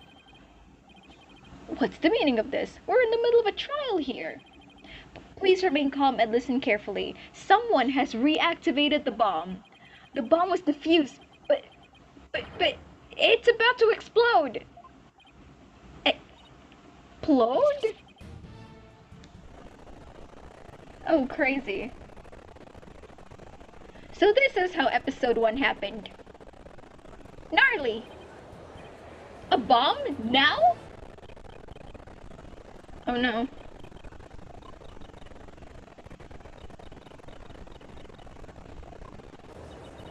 Oh no, everybody's panicking. Yeah, you don't say.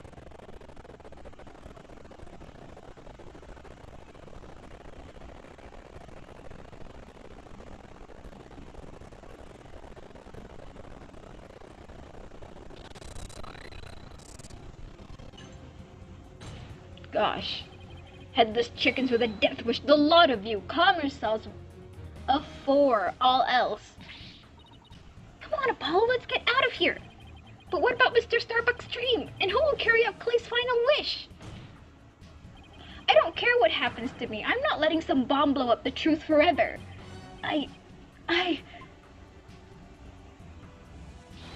refuse to let things end here. Apollo, this is no time to be dramatic. If we don't get out of here now, we're going to die. Come on, this way. Hey, ouch, let me go.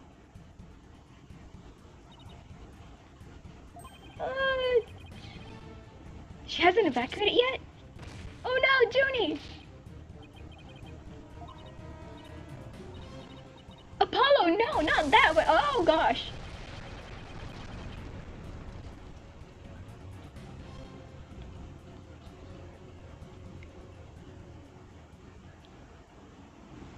Ooh. He got exploded. Oh no.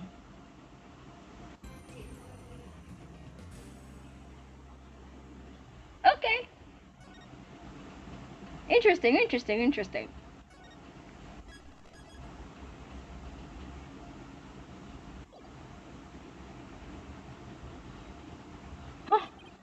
We're playing as Phoenix!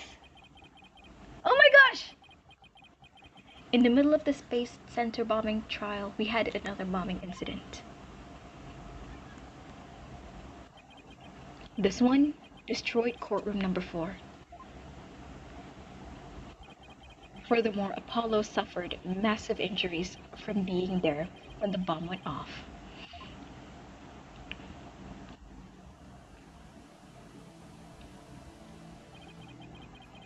Unfortunately, Juniper Woods was fingered as the courtroom bomber. I don't remember how we solved that case, but we did. Athena and I knew she had to be innocent, so we took her case on.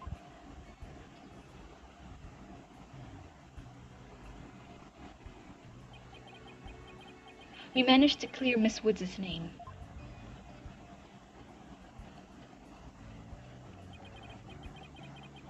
But Apollo sustained further injuries when he was attacked by Ted Tonate.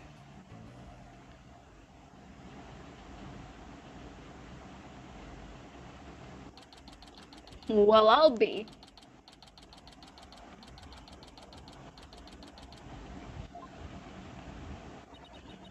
Apollo is a tough guy, but this is taking its toll on him. Yeah, poor guy. Being attacked by Tonate like that on top of all his other injuries. Hey, is he wearing Clay's, like, coat? It is! Aw, he's wearing his bestie's coat. That's nuts, dude.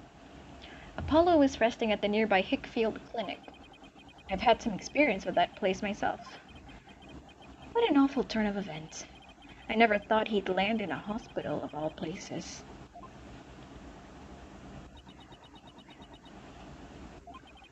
You must miss him too, huh? Now that you don't have anybody else to tease. Don't worry, he's young. He'll heal quickly and be back before you know it.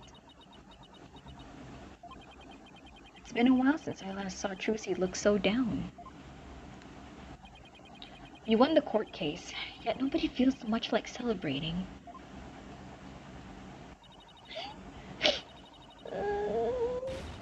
Alright, enough of this, people! This is no time to be moping around! Now dry those eyes, both of you! You're the only one who's crying, Athena. Technicalities! Look, we have work to do. We have to take over! Take over what exactly? Apollo Space Center case, of course. As no verdict's been reached, there's still a chance. I agree with Athena. We should pick up Mr. Starbuck's defense. We have to avenge our fallen comrade. Right, Daddy? Apollo hasn't exactly fallen. He's still alive, you know. Good. Now that that's settled, let's get going. Come on, we gotta run. Wait, right now?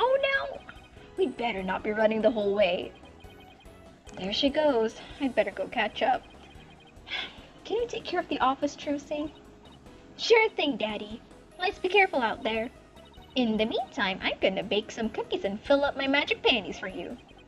Trucy seems to be feeling a little better. I can always count on Athena to perk everybody up with her enthusiasm. Oh, she's back! Don't mind me, just forgot a few things. Wallet, phone, the documents, my bag. Sounds more like you forgot everything. I can always count on Athena for that too. Alright, you two, let's be careful out there. Bye, Trucy!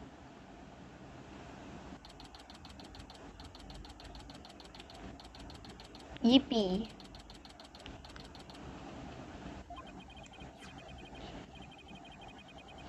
So our client is one Solomon Starbuck. He's so famous, even I've heard of him. That's right. He's a super famous astronaut who works at the Cosmos Space Center. He was actually up in outer space 7 years ago. You seem to know quite a bit about him. Now I'm all excited to meet the man.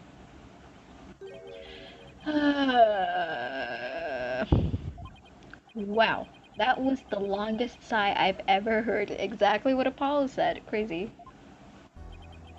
Apollo told me all about you. You're Phoenix Wright, Apollo's mentor, right? Yes, that's right. Mentor has a nice ring to it. Don't worry about a thing, Mr. Starbuck. Mr. Wright and I have got you covered. And you're the new kid that Apollo told me about. Wait, don't I know you from somewhere? Huh? You mean other than at your trial? I don't think so. I guess so. My mistake. My memory isn't what it used to be. My mind and body are kaput. Same goes for my life.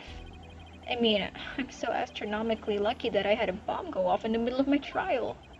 Trying to defend me would be like trying to enter the stratosphere without a spacecraft. Yikes. He's seriously gotta stop depressing himself. Cheer up, Mr. Starbuck.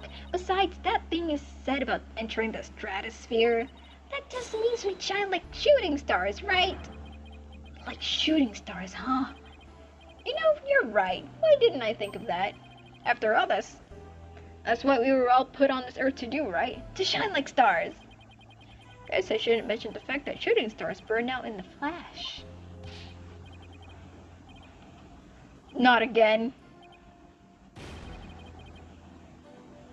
Mr. Starbuck, you're on Earth. Is that really all it takes? Okay, anyways. The case.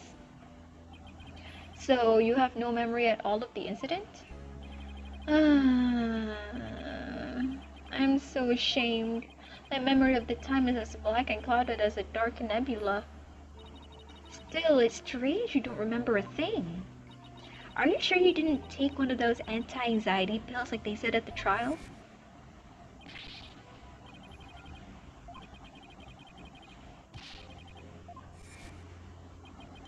It is true I developed a fear of space because of what happened 7 years ago, and I was taking medication secretly every now and then when my anxiety got bad.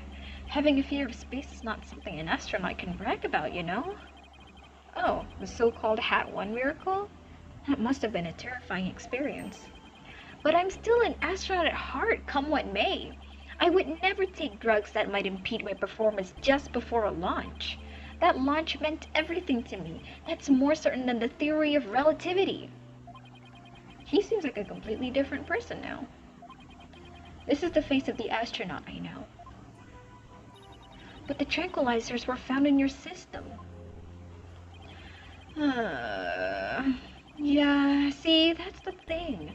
But I don't know why. I'm done for. If you didn't take them, then maybe somebody slipped them to you? Exactly, that's what I thought. It must have been the real culprit. My medication was in my locker. Anybody could have gotten their hands on it. Maybe the real culprit also planted the detonator switch in your pocket. Yeah, that's gotta be it. I've been framed. I'll say, they even managed to plant your prints on the switch before slipping it in. It's a real possibility. Do you remember anything else that might be relevant? Anything at all, no matter how small? Like, about the murder weapon, for example. That knife. I think it came from one of the Space Center's utility kits. Utility kits? Yeah, staff who work on machinery a lot are given these special toolkits to use. All the technicians have them, so I doubt you could prove whose knife it is. I see. As I recall, your last trip into space was 7 years ago, right? That's right. It was a pretty rough experience. During that mission, we had all kinds of problems with the craft. You did? What kind of problems? Power failure, oxygen leakage, busted radio, cracked windows, loose control column. The heat shield came up as we were entering the atmosphere. I thought I was a goner, but I managed to make it somehow with the popsicles and ice packs from the freezer. Wow. No wonder they dubbed it the Hat 1 miracle. It's a miracle you made it back. Space is a boundless place. That's why it continues to capture people's imaginations. But the vastness of space shows us how insignificant we are in the scheme of things. The darkness just goes on and on forever, and ever, and ever, without end. Whoa, that's somber. Oh my god, music. Oh, There was nobody else there. Nobody was gonna come save me. I was all alone. All alone, with nothing to listen to but the sound of my own breathing and heartbeat. I kept scrambling to make repairs, but I couldn't keep my hands from shaking. Wow. An experience like that would make anybody afraid to go up into space. Wow, that's crazy. That is terrifying. Wow. That was the most terrifying exposition I've experienced. With the experience you had, weren't you dreading this mission? What? No way. Of course not. Even now I want to go up into space so bad I can barely stand it. I want to shake off the Earth's gravity at escape velocity and spin around weightless. But you have to admit it was pretty harrowing. Weren't you even a tiny bit afraid? I was afraid. Of course I was. Still am. But space is man's final frontier, an unknown world. The cosmic truth is out there waiting for us somewhere. The cosmic truth, huh? I guess there are people looking for the truth in every walk of life. No matter how afraid I am, I'm sure I can manage. If I give in to my fear, I'll never find the truth. As long as I don't give up, I can keep up the fight. One thing's for sure, Mr. Starbuck's passion for space is undeniably the real deal. Cool. The victim, Clay Terran, he was kind of like your protege, wasn't he? Well, it wasn't a big exaggerated deal like master and apprentice or anything like that, but Clay did think of me as his mentor. The mentor and the protege. What a combination they must have been.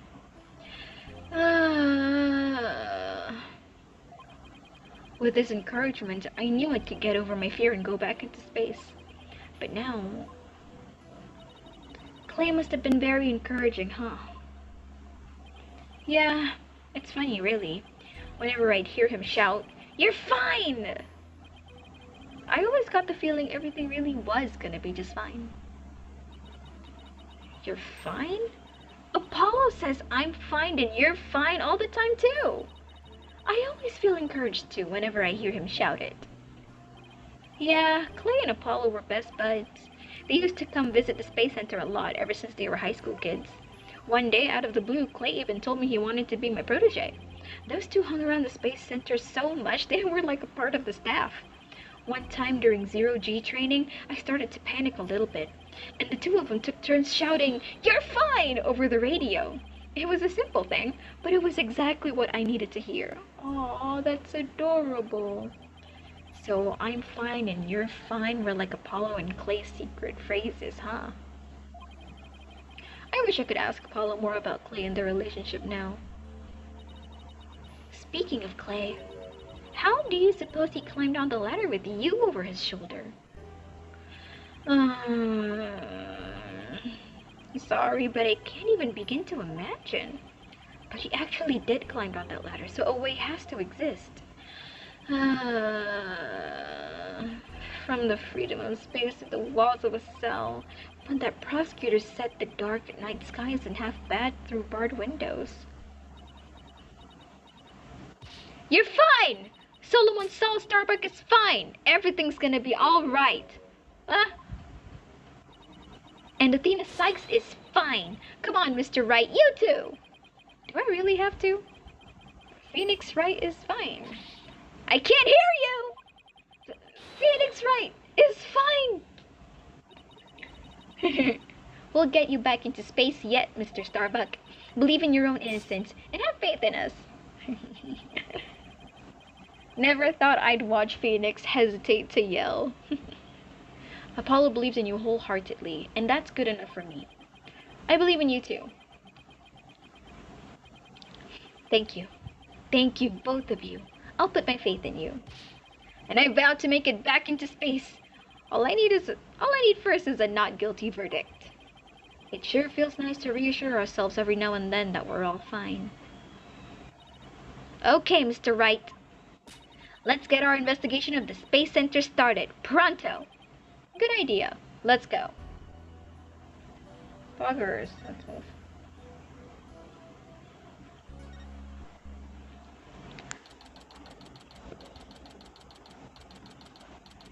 Ooh. Where are we? Wow, I was wondering what kind of place the Space Center would be. It almost looks like an amusement part of the future. Park. Wrong word.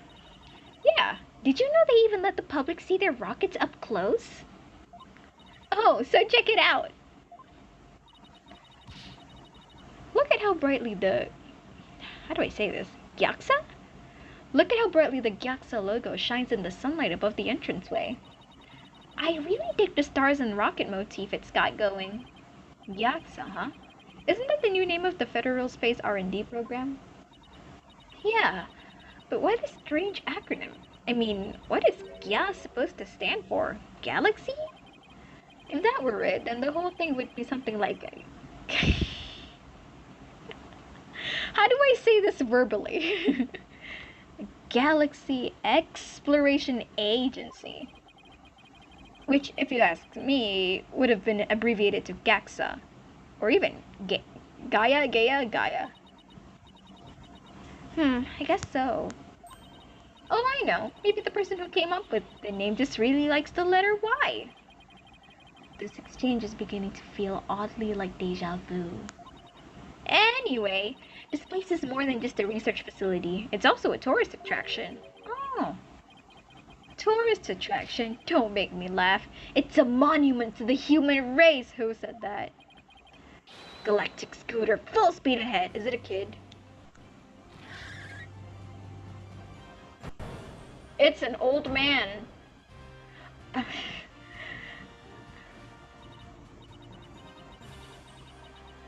Yikes!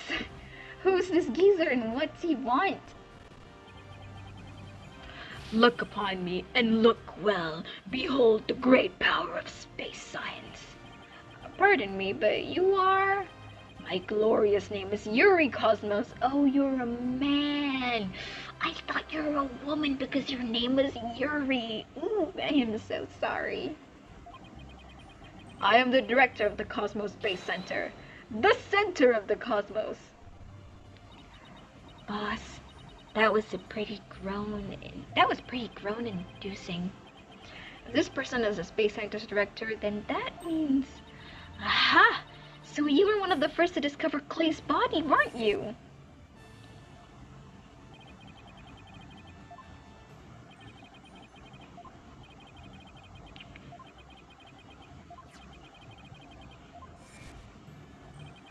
That is correct.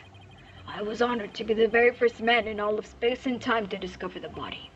But let's talk of the incident. Are you by any chance the space police? You can't tack the word space onto just any old thing, you know. We're Mr. Starbucks lawyers. We're here to investigate his case. Oh, and we're Earth lawyers, by the way. Ah, I see. Yes, I've heard about you. In that case, by my esteemed privilege, I grant you permission to investigate. I trust you are appropriately grateful. Now go ahead, have at it. Cool, thanks. I can already tell it's going to be nothing but trouble. And don't let him hear you say that, or you'll see what trouble really is. Let's just be professional and ask him about when he found the body, okay? Alright. So, as director, what do you do here at the Space Center specifically? Defend peace across the galaxy and promote space development in this country. No matter what obstacles stand in our way, we keep going, for the sake of mankind. I believe I used the word specifically in my question. Attention all personnel, to your break stations, prepare for break. Oh, I get it. You just wander around and tell people what to do in a self-important manner. That is exactly right, because I am an important man, and my manner is important. Mr. Wright, this man doesn't get sarcasm. Well, there's bound to be some people like that, here in the boundlessness of space. What's that? You want to know what it is that makes me important specifically? Very well, I will tell you. I was the central figure of the Hat 1 project. You may proceed to be appropriately impressed. Now, go ahead, have at it. I might be more impressed if I knew what he did for it specifically. Could you tell us what you know about the incidents from the other day? I refuse. What? Explaining is a job for common folk, not the director of the Center of the Cosmos. Sir. My testimony, which will go down in space, will be heard in the courtroom. What? So does that mean you'll be taking the stand tomorrow? That is correct. I will be the most glorious witness in the history of mankind. I'm not sure if he really understands what being a witness is all about. Looks like Director Cosmos is a type that only talks about what he wants to talk about. And let's at least try to ask him about the things he might be willing to open up about. Okay, Hat 1. The Hat 1 was a rocket that was launched into space 7 years ago, correct? And despite numerous problems, it somehow made its way back home? I suppose it is part of my job to educate ignorant young folk like you. Very well. I will impart you to the... I can't read. I will impart to you the complete story of the Hat 1 project. Oh, thank you very much. Hat 1's noble mission was to collect samples from an asteroid, and Mr. Starbuck was the pilot for that flight. Eventually, the Hat 1 reached its planned orbit, from where it launched the Hope probe towards the asteroid belt. From there, the Hope probe began its long, lonely journey to the far reaches of space. Then, after a terrifying struggle, the Hat 1 returned safely to Earth. That struggle was when the incident... Oh, sorry, that was Athena. That struggle was when the incident known as the Hat 1 miracle occurred, right? Correct. And it truly was a miracle. Of course, they just had to turn the ordeal into a movie. As for the Hope probe, it did eventually arrive safely at its destination. It obtained a few samples from the asteroid and returned to Earth but a few days ago. So what kind of samples are they? What's in them? The samples are scheduled for analysis in the near future. We haven't had time since they just came back the day before Terran's murder. Regrettably, we've had no time to inspect the samples due to everything that just occurred. But this puts our space development program ahead of the other countries by several years. That's quite impressive. I guess this guy isn't just a loudmouth braggart after all. In the golden age of space development, our predecessors were successful in bringing a moon rock back. That is the greatest achievement in the history of the Space Center. The public fell in love with space and all of its glorious potential. A moon rock, huh? I remember that being big. Our endeavors with the moon rock lives on in our work with those asteroid samples. I want to bestow new hopes and dreams for the future upon mankind once again. That is my mission, as the man who stands at the center of the cosmos. I hear there's lots of research into moon rocks and stardust from asteroids these days. They say the results could potentially have a huge impact on all of civilization. It's like we're in a new space race with every other country out there. What? Bite your tongue. It's not for anything so base as money or politics. It's all for the brilliant future that awaits mankind. And all for my illustrious mission. Oh. With the recent budget cuts, my staff tells me finances are tight, but I won't hear it. I guess even a space program has to watch its budget. By the way, you seem awfully knowledgeable about this kind of thing, Athena. Huh? Oh, well, I thought I'd better brush up for the case. Is that so? Well, I'll be on my way. As you can see, I am a very busy and very important man. Galactic Scooter, fire up the main engine, max battle speed, and engage! And there he goes. That thing is surprisingly fast. I guess you better get going too. You bet. Let's make it so. Cool. Wording left. Whee! Ooh, chair. There's a chair in the air, and I had to point it out.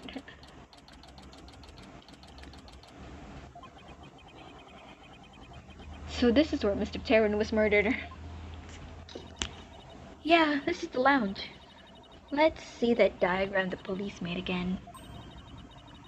Right now we're in the main building here on the right side on the 3rd floor.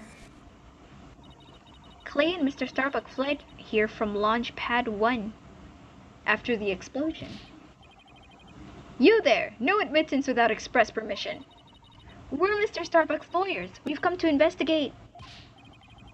Sorry, nobody gets in without permission. Not even the police superintendent.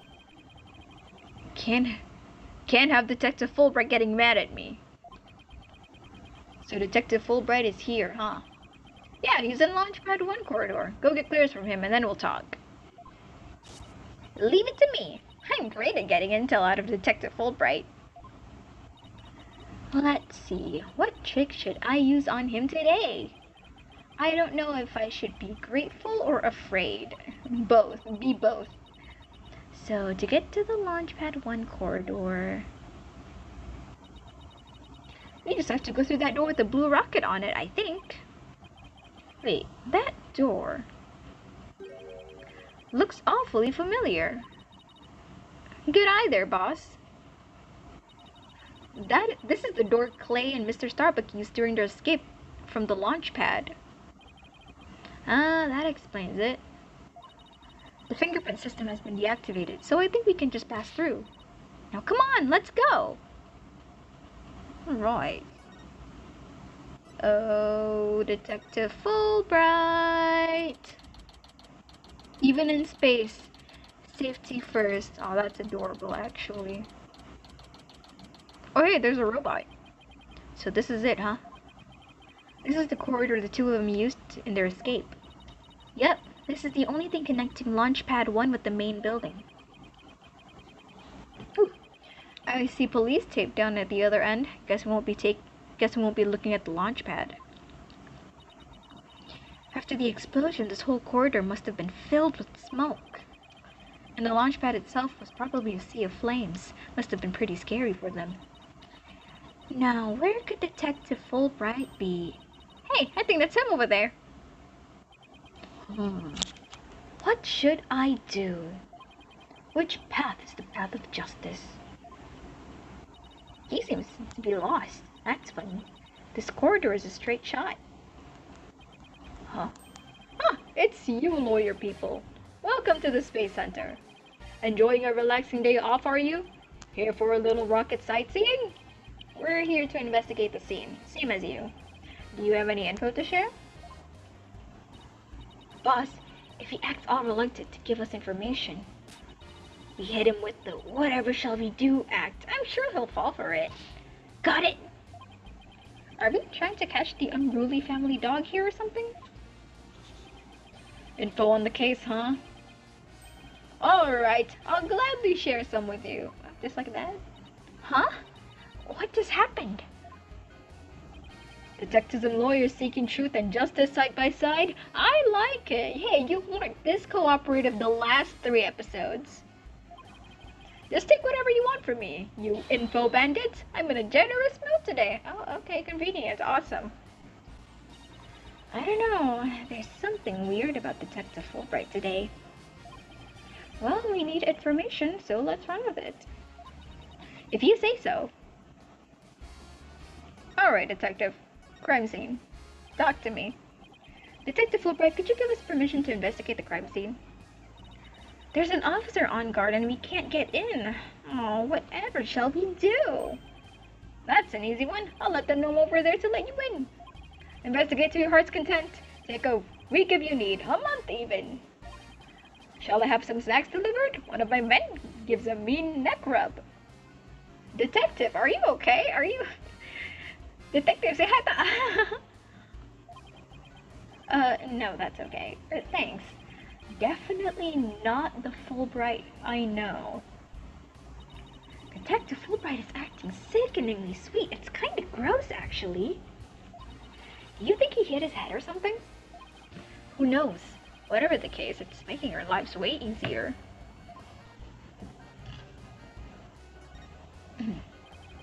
You were here at the Space Center at the time of the incidents, were you, Detective? That's right. I was here on a security assignment. The police are required to secure the rock... Ugh, I can't read. The rockets are The rockets are required. Oh, gosh, my God. The police are required to secure rocket launches now? I didn't know that. Yes. Well, you know us. To protect and serve. Huh. I think you're lying. The explosions occurred while I was here on duty, so I started leading the evacuation.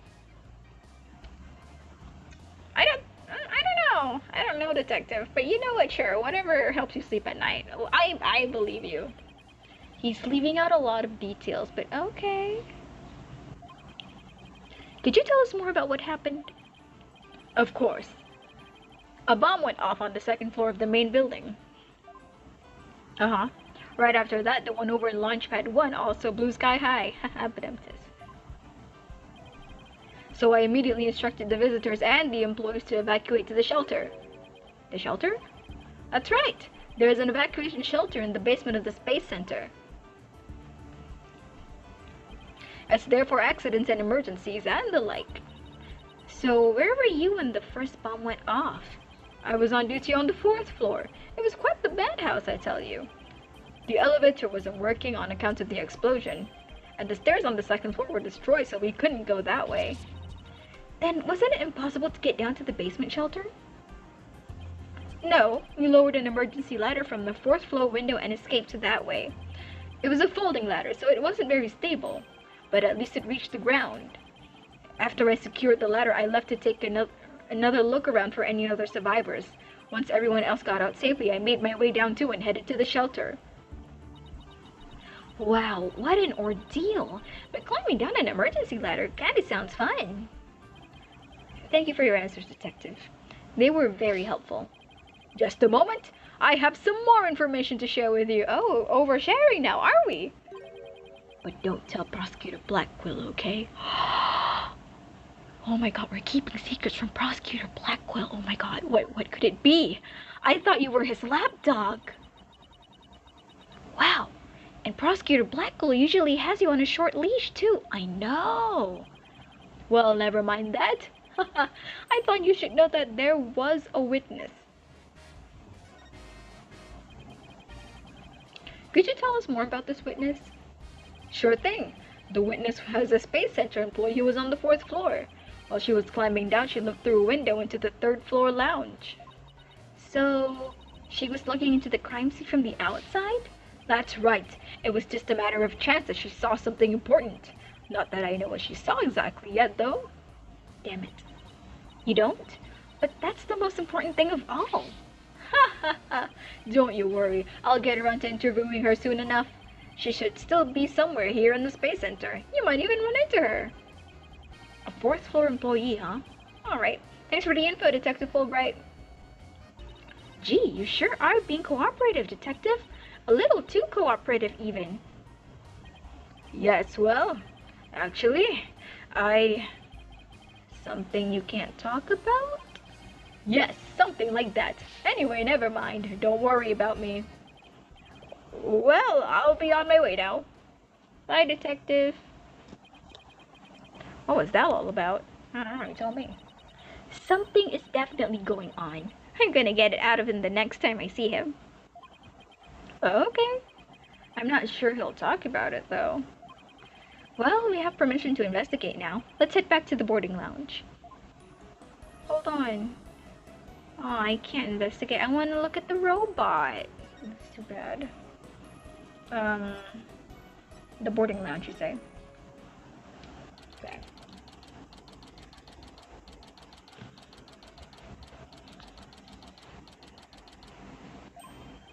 Ah, you too. Detective Fulbright has granted you permission to investigate. He also said I should bring you some snacks, or give you a neck rub too if you'd like. Oh, that's alright, but thank you for the offer. Well, time to roll up. Oh, that's me. Well, time to roll up our sleeves and start investigating. Now, let's see. Where's that diagram again? So, this lounge is on the 3rd floor of the main building. And according to Apollo, this is where he believes the third party killed his friend. Well, let's stop the recap and start looking for traces of this third person then.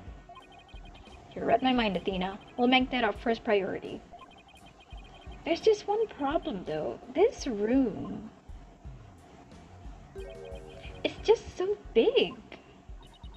Don't worry, we can use this to help us. A Space Center pamphlet? Yep, picked it up at the entrance. The maps inside should come in handy. Let's see. Yep, here it is. A map of the lounge. Wow. This is the door we went through to talk to Detective Fulbright. Oh yeah, that's the door with the fingerprint recognition lock. Well, I guess this map will make things a little easier. Cool. Yeah, no more excuses. Let's track down the third person. Wait, there's just one more thing. What's that strange creature moving around outside the window? I don't think that's a window. I think that's just a display. Oh, boss, it's just a holographic image. Oh, yeah, I knew that. Whew, that's a relief.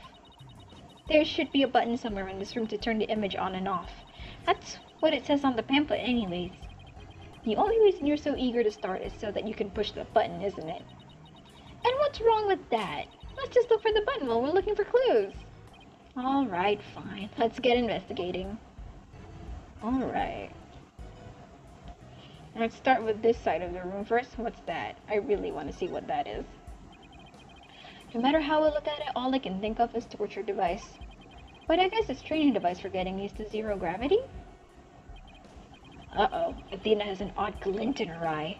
Is she thinking about trying that thing out? I should try to stop her, but I'm afraid she'll just out-muscle me. Hey, Mr. Wright, look at that up there. I am looking. Oh, what is that? I didn't see. I didn't actually see that. I was, in fact, actually just looking at the chair.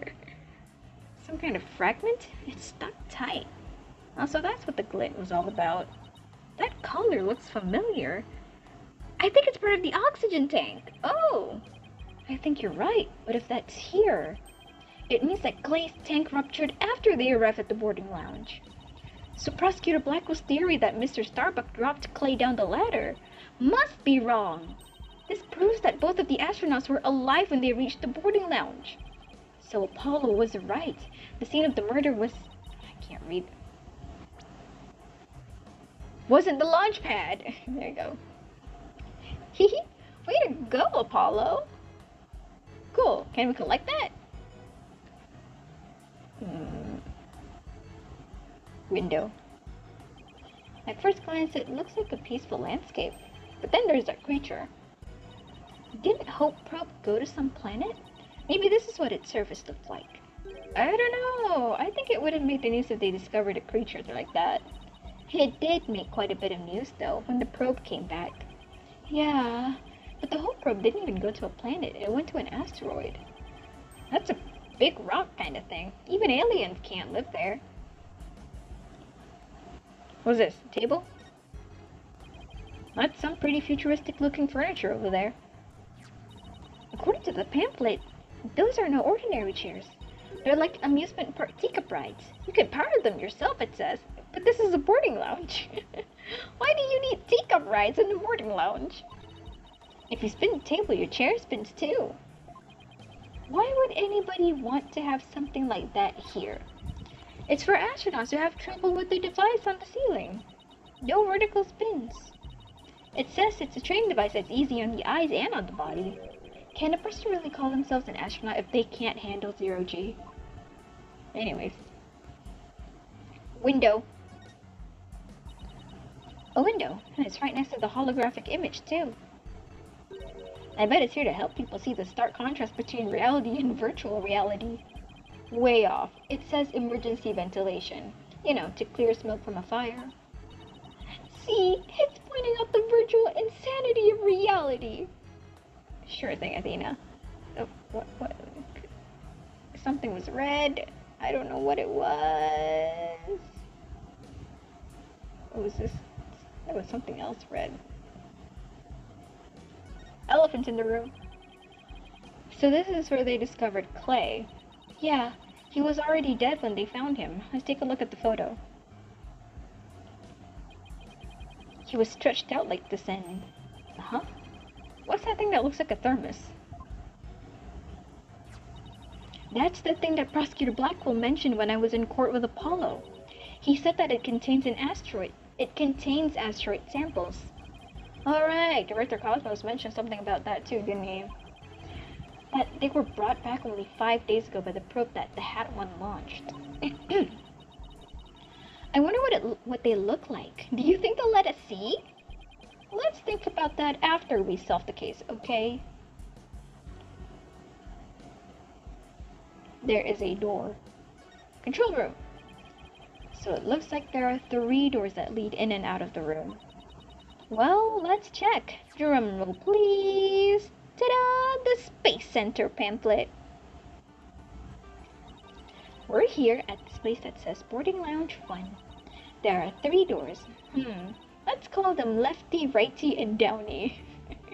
Downy as in the fabric softener brand? People usually say west, east, and south in a case like this, you know. Details, details. Anyway, take a look at the west door. That door with the rocket icon leads to Launchpad 1. I know because it says here on map, Launchpad 1 corridor. So that's where we were with the detective. It was filled with smoke after the explosion. Right, next up, the right-hand side of the map, or east, in your world. Your world is our world, Athena. I don't know how to break this to you. That's the door with the satellite dish icon to signify communication, aka the control room. Yep, it definitely says control room. Looks like it has another door on the opposite side. They communicate and exchange information with rockets and probes in space from here. So it's the center of the Space Center. The Space Center, if you will. Does everybody start to talk like Director Cosmos after they've been here a while? But it seems can't read. But it seems that they built a new command center on the 6th floor. That's what they used for the Hat 2 mission. So this control room was empty at the time. I've always wanted to see the inside of a mission control room. And since we're here, I'd love to do that too, but it doesn't look like we'll be able to. They want to keep curious kids like you out. So the door is protected with fingerprint recognition. Only the director can go through. With that much security, I'm definitely not the one they're looking to keep out, Athena. So apparently the lock is also hooked up to a backup generator in case of emergencies. Cool. Okay, what about that last door? This lower door? Oh, excuse me, I meant south door? It leads to the elevators. I see. This is the door we came through when we entered this room, right? Yep. And of course, there was no fingerprint recognition device, so it's open to anyone. But the elevators weren't working at the time due to the explosions. Well, that's about it for the 3 musketeers. The 3 musketeers of the boarding lounge. Thanks. Understanding the layout of the lounge should help us understand the case. That's why I thought we better have a good grasp of where all the doors go. Cool. Maybe, so we were looking here just now. Anything else here? No. Nothing. Nothing else. Nothing else? Nothing else in this room I should worry about? No? Okay. Whee! What is this? These are apparently oxygen capsules. They're for recovery after training session. I wonder if they can change your voice. Testing, 1, 2, 3. Huh? It didn't do a thing. It's not helium, Athena. It's oxygen. It's the thing we breathe in every day. Was this a window? Oh, a mirror. How thoughtful of them to put one here. Thoughtful. So the ladies can fix their makeup. One's appearance is just as important in space as it is on Earth, you know. You never know when you're going to run into some other life form after all.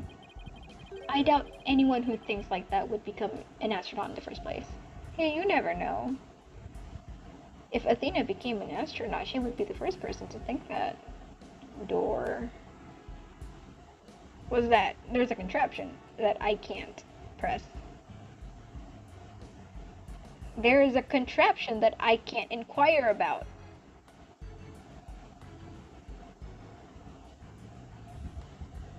Oh, hey, what's that?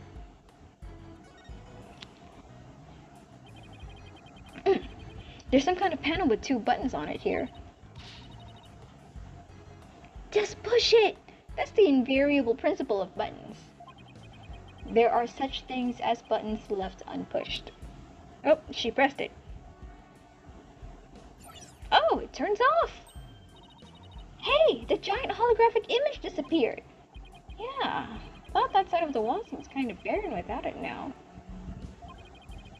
Still, let's see if we can't find anything new with the image off.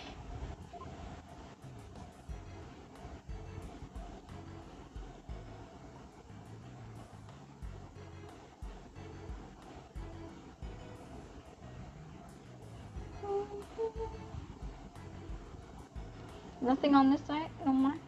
Okay. Oh, hey, it's cracked.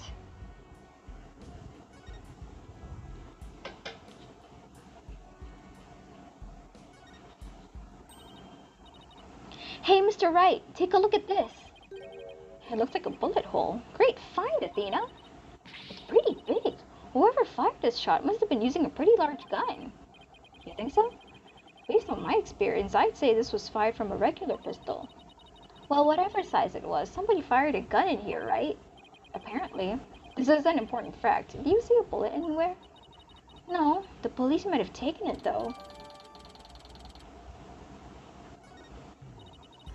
Let's ask Detective Fulbright about this bullet hole later.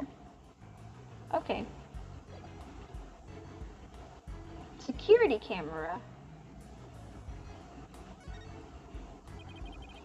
This must be the security camera that recorded the astronauts making their escape.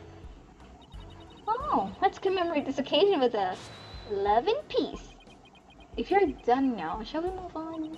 Yeah, okay. Oh, but just one more for the road. Peace. Very mature. We love our girl.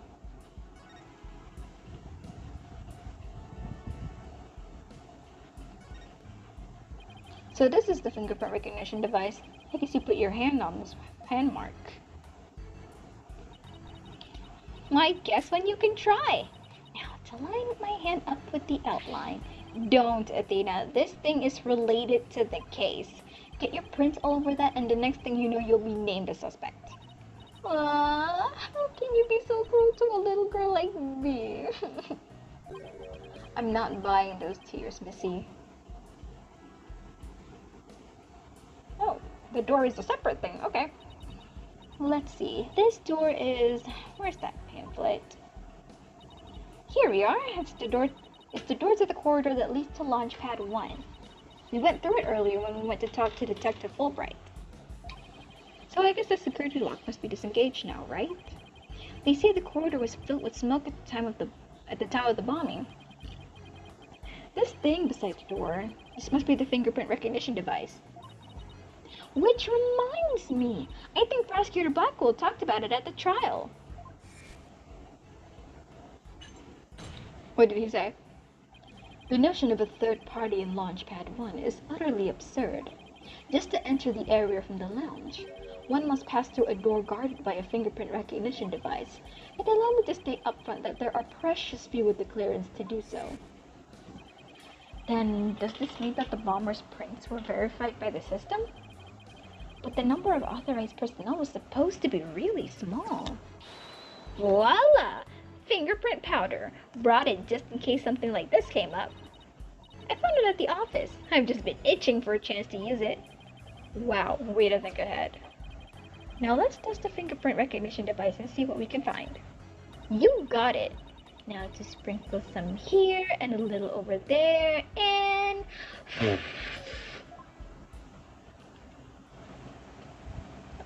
We can't do it ourselves like before. Like in the good old times. Let's see what we have here. Oh, we got something. Aw, it's only a single set of prints. Isn't that a good thing? Sure wish you could figure out whose prints these are. Although I doubt we'll be so lucky as to get the culprit's prints on the first try. Well, I'm willing to bet that Detective Fulbright has some fingerprint data. Right.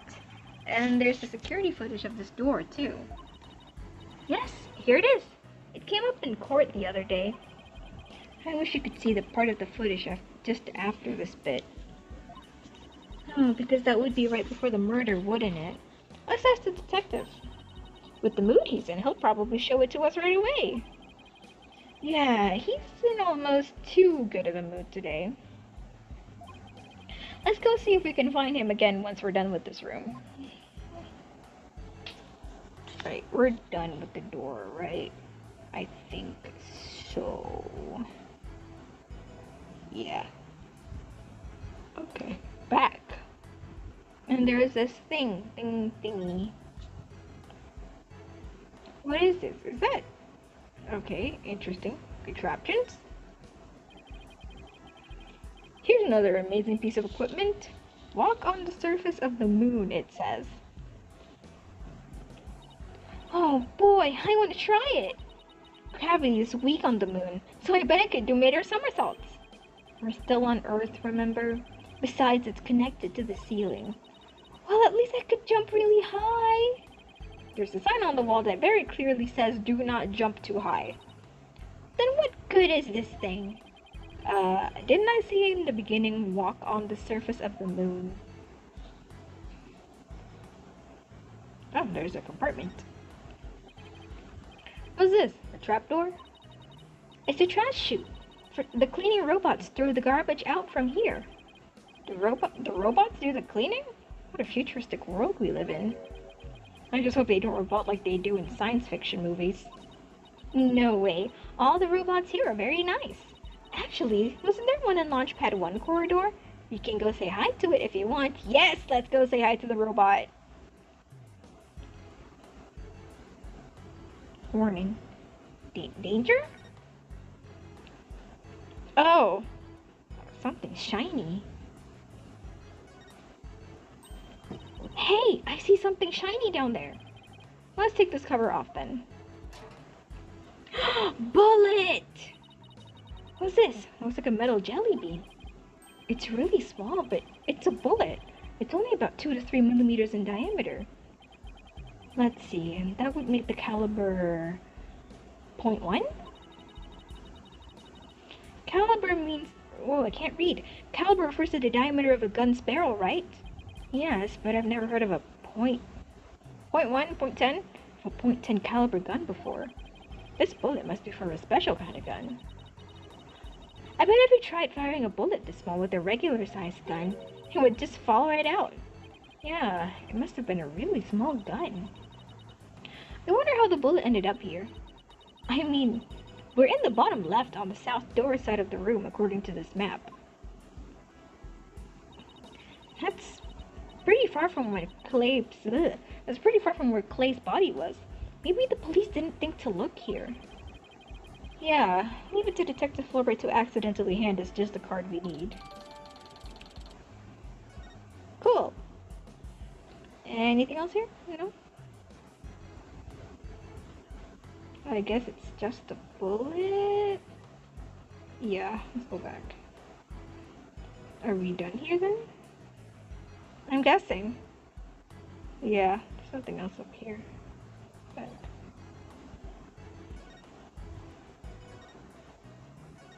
yeah, we've checked everything. Okay.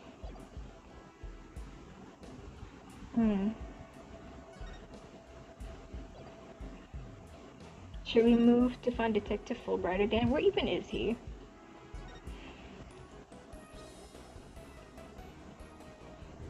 Okay, we're in the wrong place. Try the entrance? Anybody here? No? Or are we not done there yet? Let's go back to the boarding lounge.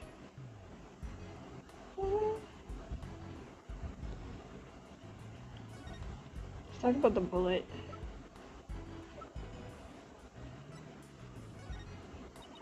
Alright, let's see. I'm getting the sense.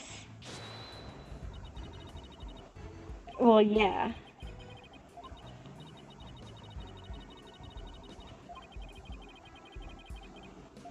Thanks, Athena. That wasn't very helpful.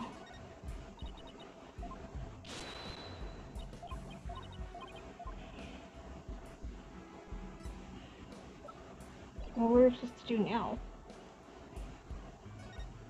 I don't know where to go. I don't know where to go. I don't know, bro. Entrance? No one's at the entrance. I'm just going places. I already looked at that room from top to bottom. Oh wait, hold on, I have notes.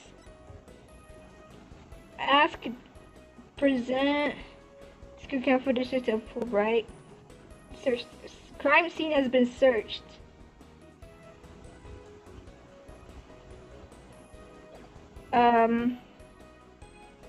Hold on. That's not what I wanted to do. Move. Maybe he's in the detention center. No.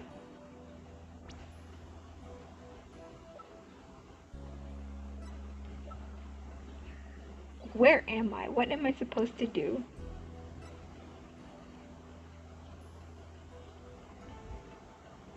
Search your crime scene, find out to witness crime. Hold on. Where am I going?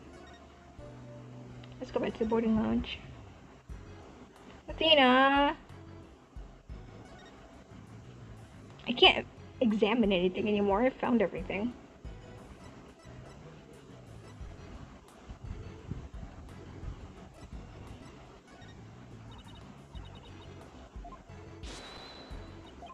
Thanks a lot, Athena. Where do I go? I've checked everything. Wait. What was that? With the holographic image off, the screen is completely black, which for some reason makes me think of losing an argument to Prosecutor Blackwell in court. But at least it's got my brain wrapped up. I come up with my best idea at times like these. Good for you, my guy. Well, now what? There's nothing here. I've just about checked everything. I don't know what you want from me.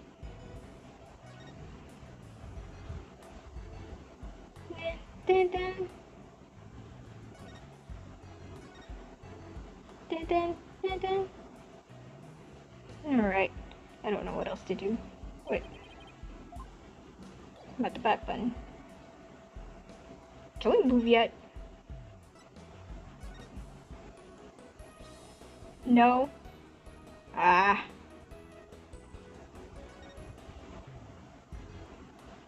Athena, what do we do? I don't know what to do.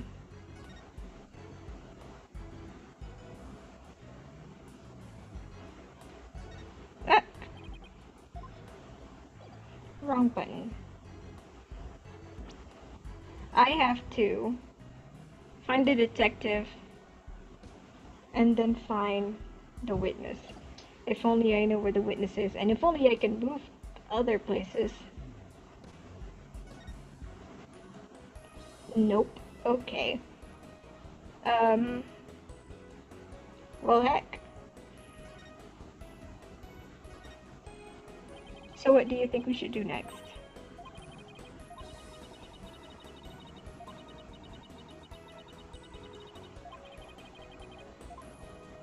Girl.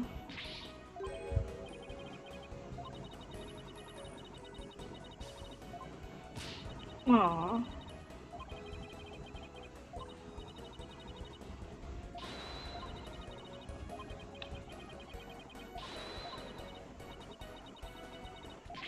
The judge! Very funny. Well, that wasn't very helpful.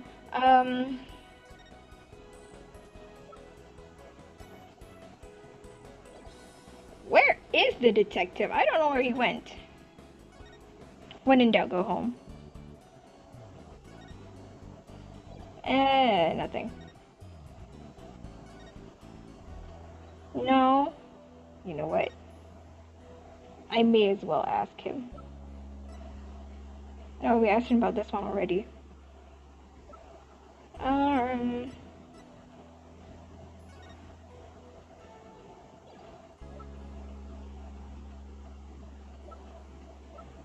Hello.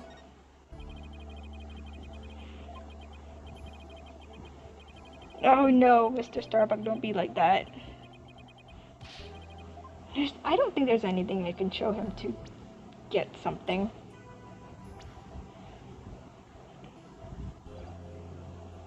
Where is the detective? I can't find him. What am I supposed to do in this situation, genuinely? Or do I just present everything to her?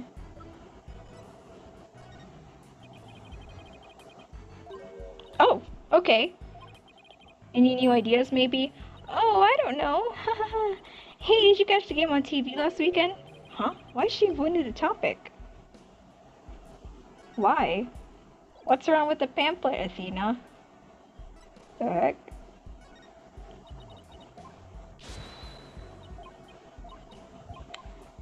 Huh.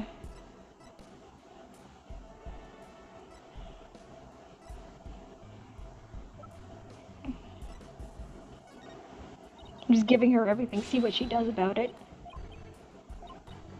I don't know where it's supposed to go, I searched the whole room.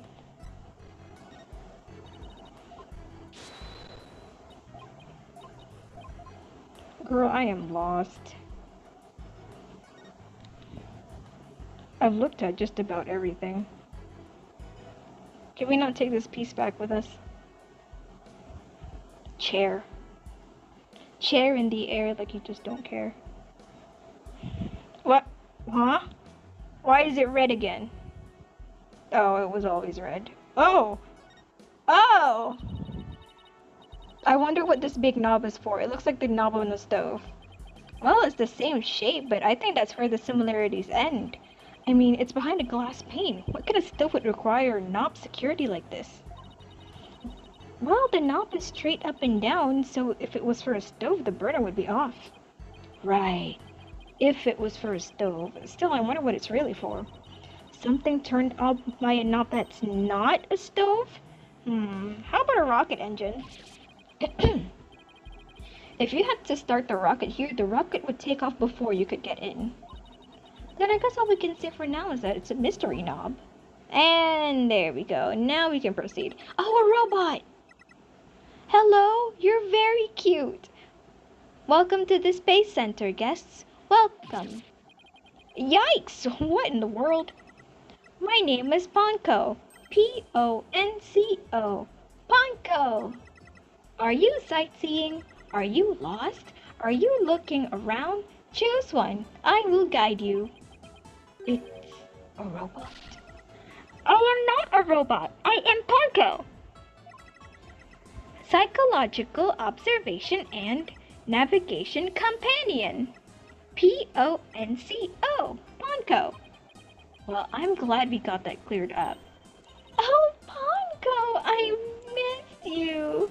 Huh? Do you know this thing, Athena? Oh, she, showed us around the last time when I came here with Apollo. Oh, you're such a good girl, Ponko. That's a good girl. Oh, thank you, thank you. I'm so happy, so very happy. Wow, a guide robot. That's pretty cool. My name is Phoenix Wright. Nice to meet you. I don't know you. I don't know you. Huh? Ouch, that hurt.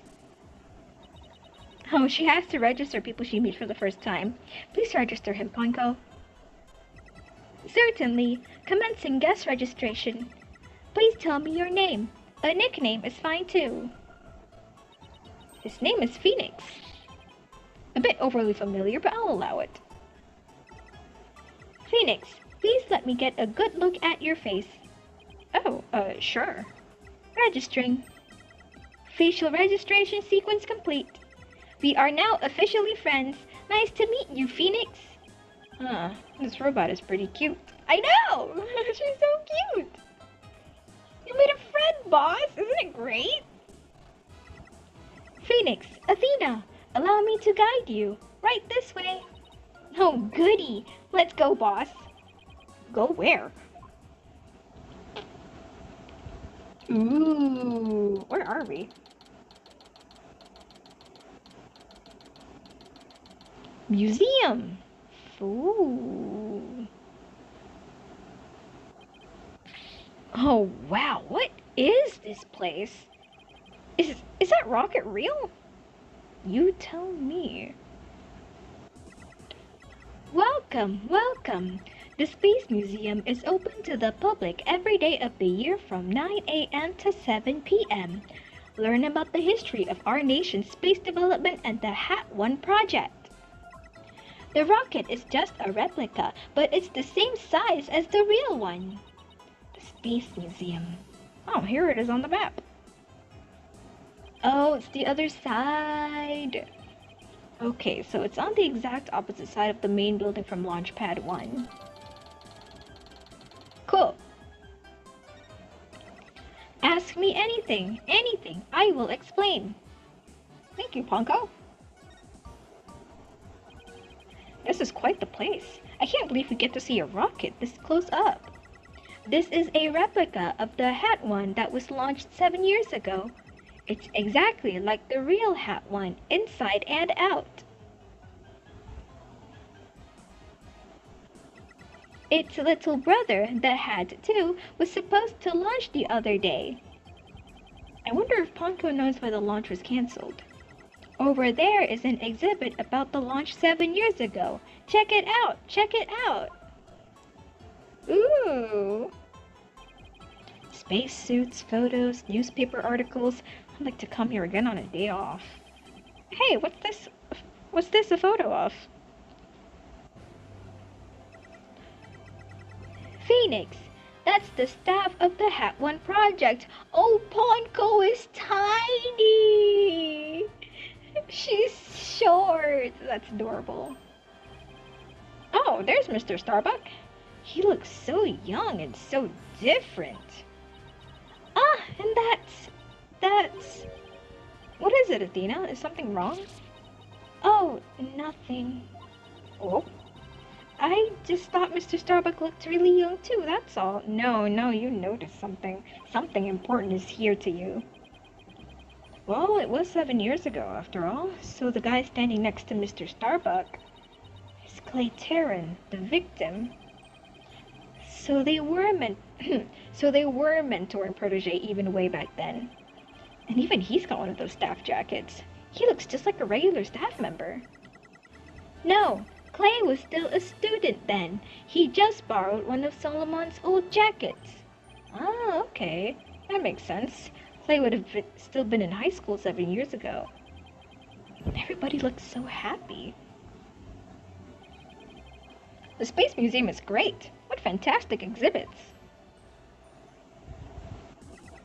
This area used to be Launch Pad 2. That's why the only entrance is on the 3rd floor. Wouldn't it be better if they just made a new ground floor entrance instead? There was talk of it, but they had to scrap their plans because of the budget cuts. Budget cuts! Budget cuts! We need more money! Money! Who would record? Who would record? Record? Who would record that kind of information into a guide robot? While it was in space, the Hat-1 launched a probe called Hope. The Hope probe collected some samples from an asteroid that returned 5 days ago. That's what Director Cosmos said too. He told us it came back the day before Clay was killed. And here it is, the Hope space probe. Ooh. I think I've seen that logo somewhere before. Let's see. Oh yeah, the capsule that the victim was carrying. I think it had the same logo. I think it can be seen in the photo attached to the autopsy report. Maybe she'll give me some more info if I show it to her. You want me to show her the autopsy report? Okay. Let's talk about the layout first though.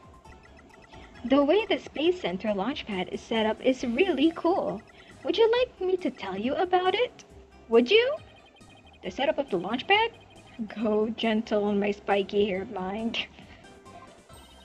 I want to know. Phoenix wants to know too. Great, now Athena's got a case of ponkoitis. Hooray! I will tell you then. The rocket is built right inside the launchpad structure. When the rocket is complete, it's moved along with the launch pad over the rails. Ooh. Oh. And brought into position at the launch site. Oh, interesting. It moves.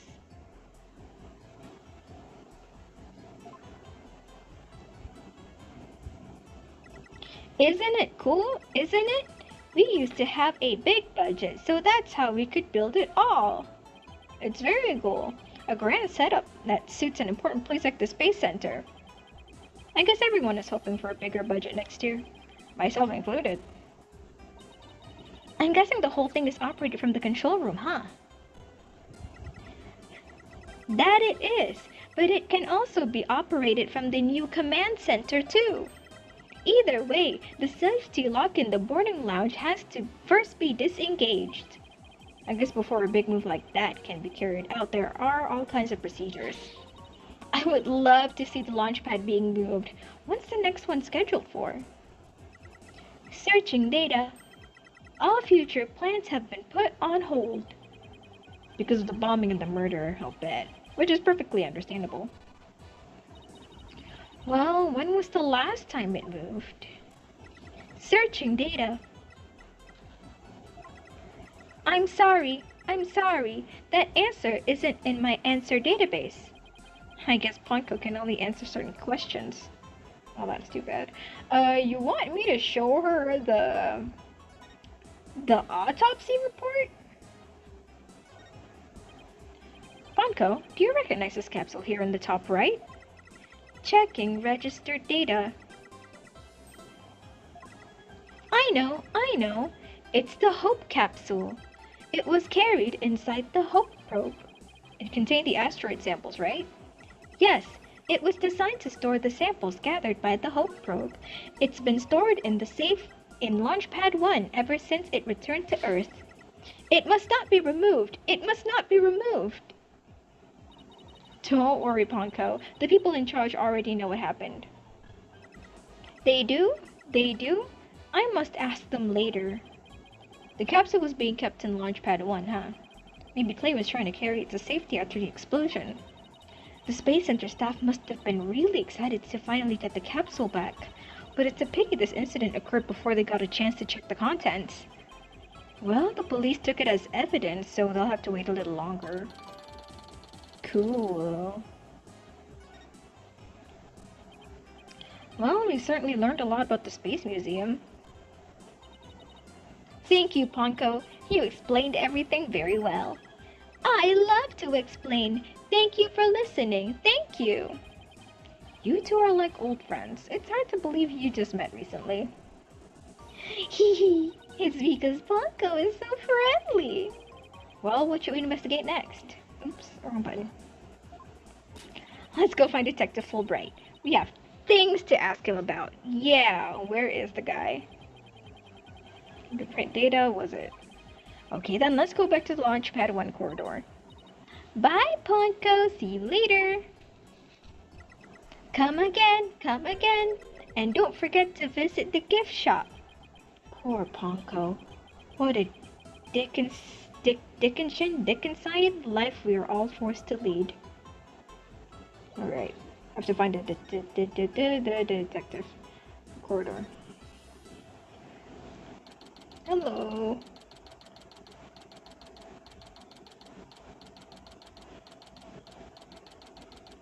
Cool.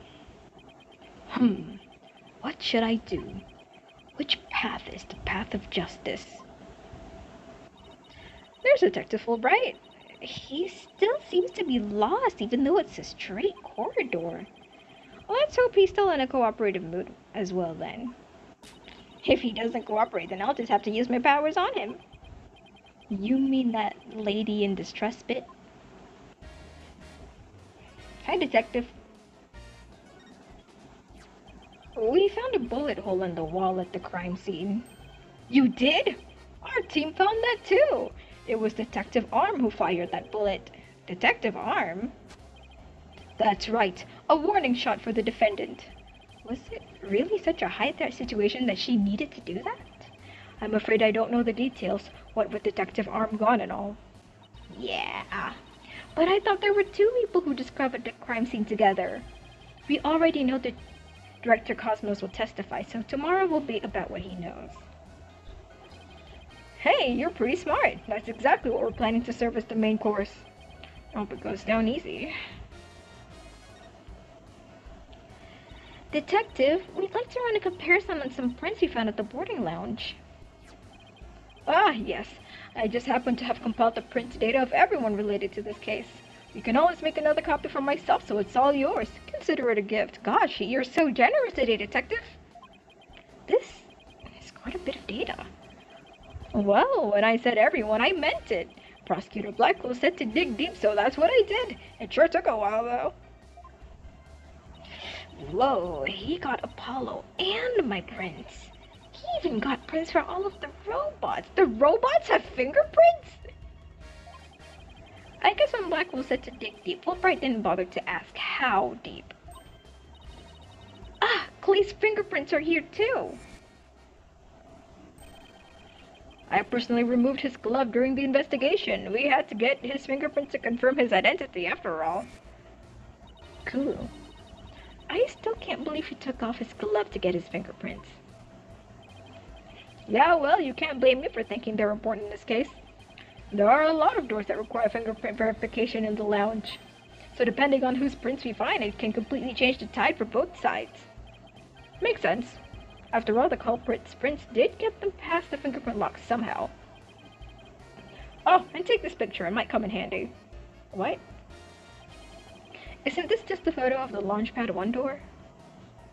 Oops. Yep, but Prosecutor Blackwell seems really interested in it for some reason. Is he? Well, that makes this photo very, very important. If it's important to Blackwell, it's important to me. Huh, what's so important about this door? Beats me, but boy could you see the gears in his head go into hyperdrive at it. Sounds like this is going to be a major point of contention tomorrow. Cool. Hey, don't forget about the print comparison, boss. Right. Detective Fulbright, do you think you could run the test for us right now? You just leave it to me. In justice we trust. Thanks, Detective. You're a real sweetheart today. Okay, here we go. Well, it looks like it was Mr. Starbuck who opened that security door. He must have opened it when they went to go board the rocket. His heart must have been full of hopes and dreams for his space adventure right then. Dang. Cool. Thanks. There's something I wanted to show, wasn't there? Case, present the footage.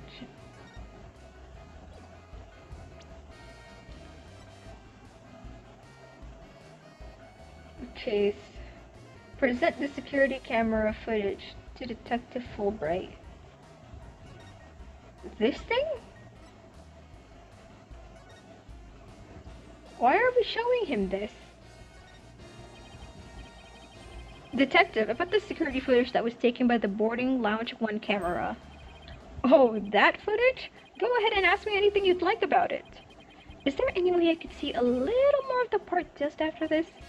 Easy as pie, I'd be glad to show you. Here we go. Oh, it went off. Huh? The screen went blank. Yes, apparently the after effects of the explosion damaged the wires. There's no footage after this point. Why didn't you just say so from the beginning? Dang. Something definitely seems to be up with you, Detective. You're unusually cooperative. Well, I just figure if we work together, we'll get that much closer to justice, right? But it seems like something's really been bothering you. You don't have some ulterior motive, do you? What? I don't know what you're talking about. I would never do something like that.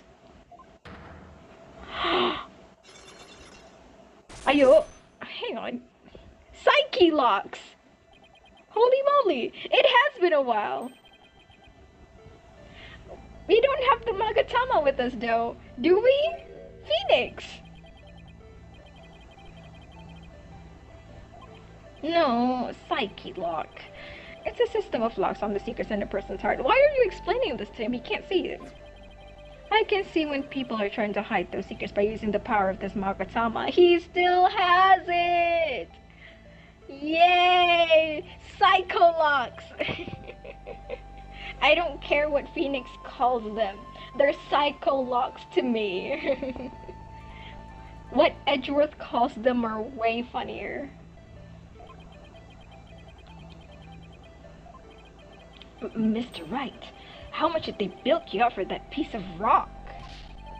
If you've been swindled, I know some lawyers I can introduce you to. I'm more than capable of representing myself, thank you very much. It isn't some kind of fraud, it really works.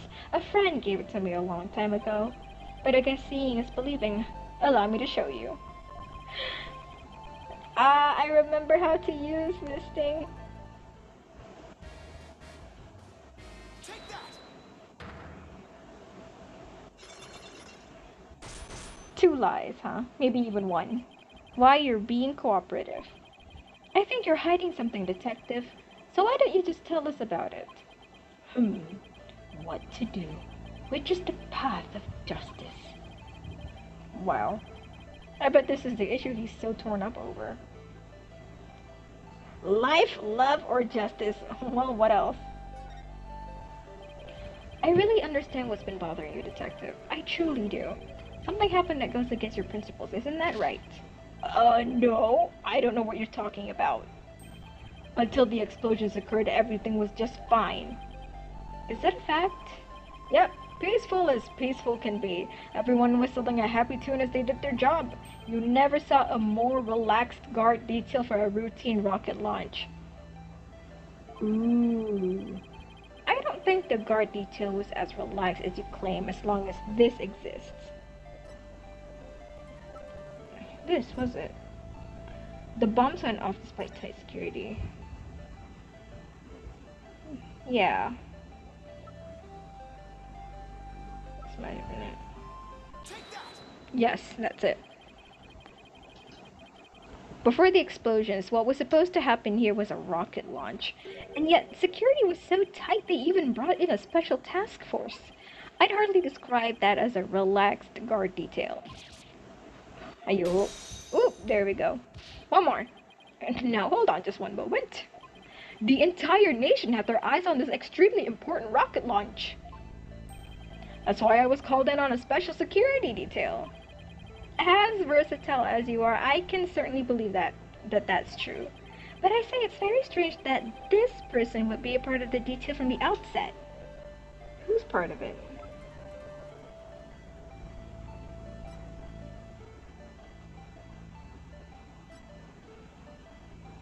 Who else was there? I don't know. Was on detail. Yeah, I guess it is weird that she was there. It's like they know there was gonna be a bombing. Take that! Detective Arms specialized in bomb cases. The fact that she was here on hand means that you people knew there was the possibility that the bombing would occur. Ah! I got you now!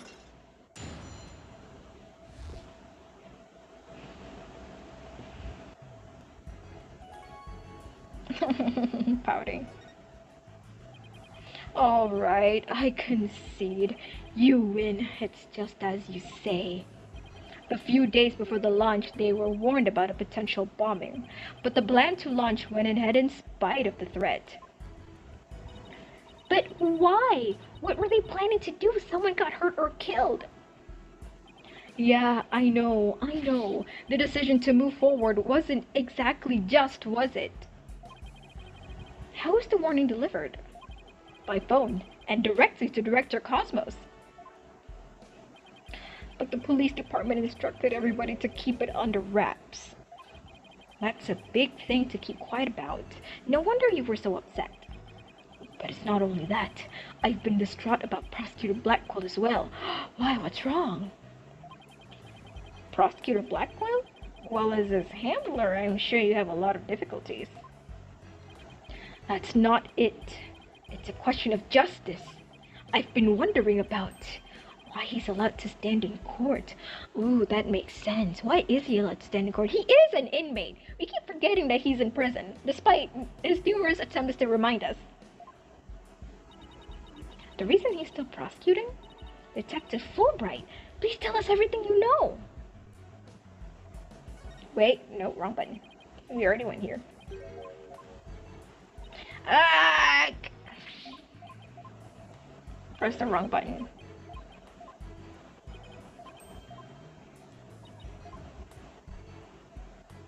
There we go. Well, talking to you folks about it would definitely be breaking the rules. Never mind that. What are rules but things to be broken, right?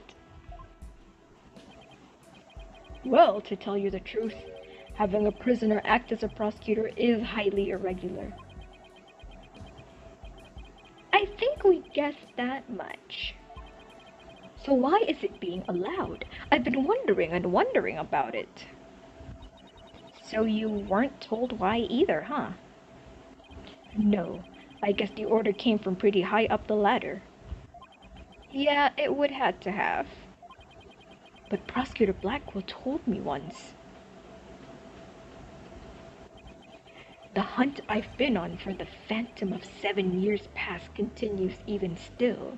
Oh, 7 years past. A phantom, huh? And not one of the friendly variety, I gather. Minari. We're getting lore crumbs. This phantom of 7 years past, any idea who or what he was talking about? Not a clue. But he seems to think that this phantom is behind this whole incident somehow. Oh, wait a minute. He thinks they may be connected to this case? Yep. This case...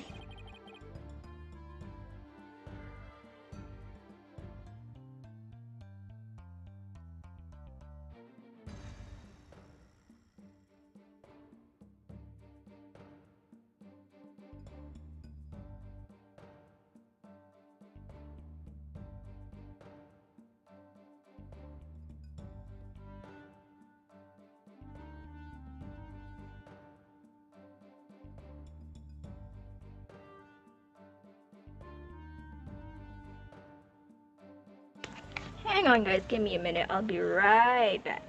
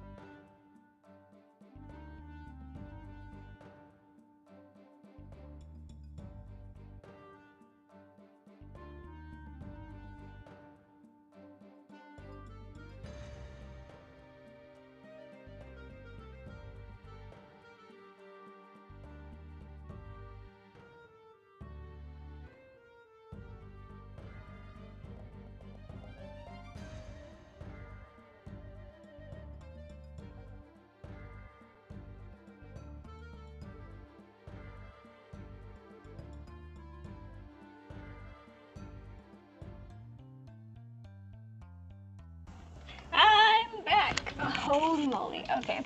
I had to take care of something just now. Not too important. Don't worry about it. Sorry, Fulbright. I had to keep you stuck to that pose for so long. But I'm back now. For starters, the case happened right here at this very space center, too. Hold on, there we go. Okay. And in both incidents, the threat was issued via telephone.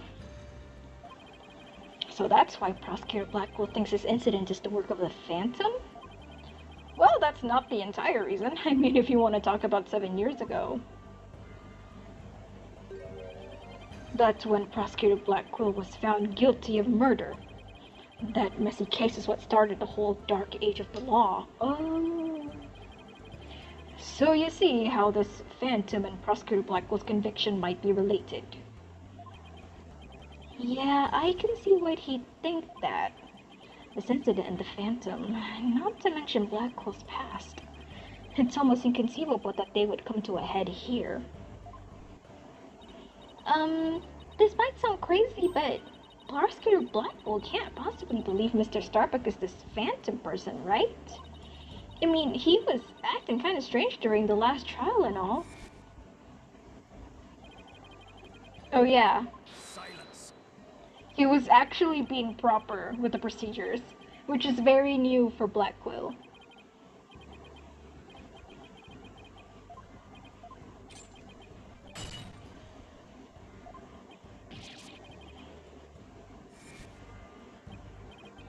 No, I doubt he thinks Mr. Starbuck is his Phantom. But I do get the feeling that he thinks the defendant has ties to them. Which is why he's acting so impatient. He's got a personal grudge against Mr. Starbuck.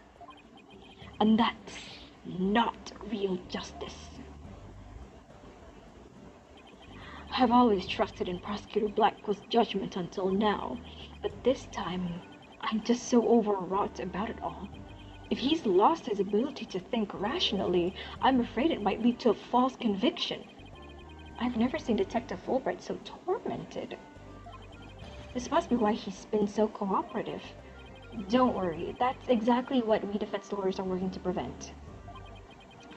I feel bad for Prosecutor Blackwell, but I'm going to be rooting for your team this time. But don't tell him that. You have to promise me you won't. Detective Fulbright, I guess I was wrong about you. I swore to reform Prosecutor Blackwell and make him a valued member of society again. So I can't just sit by and watch him give in to his emotions and tear the defendant apart. You are the only ones who can stop him in court. You really care and want what's best for Prosecutor Blackwell, don't you, Detective? Leave the court to us. It's not like you want a guilty verdict either. I was hoping you would say that. I'm really grateful to the two of you.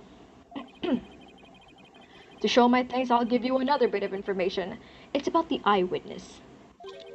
I saw her hanging around the Space Center entrance a little while ago. Really? Then let's go find her, Mr. Wright. Thanks, you two. I feel a lot better now that I've been able to get that off my chest. I'm going to work extra hard to find that perfect piece of evidence for you. In justice we trust. On 3. 1, 2, 3. In justice we trust. Okay, later. Bye-bye, Detective. Thanks, Detective. There he goes. Wait, were we supposed to say in justice we trust back there too? I think we were. Let's go see that witness now. Alright, the Space Center entrance it is.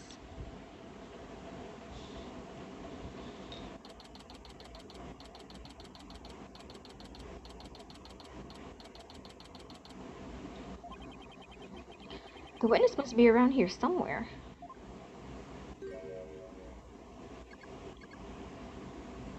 Are you telling me Ponko? Wait, is this Ponko?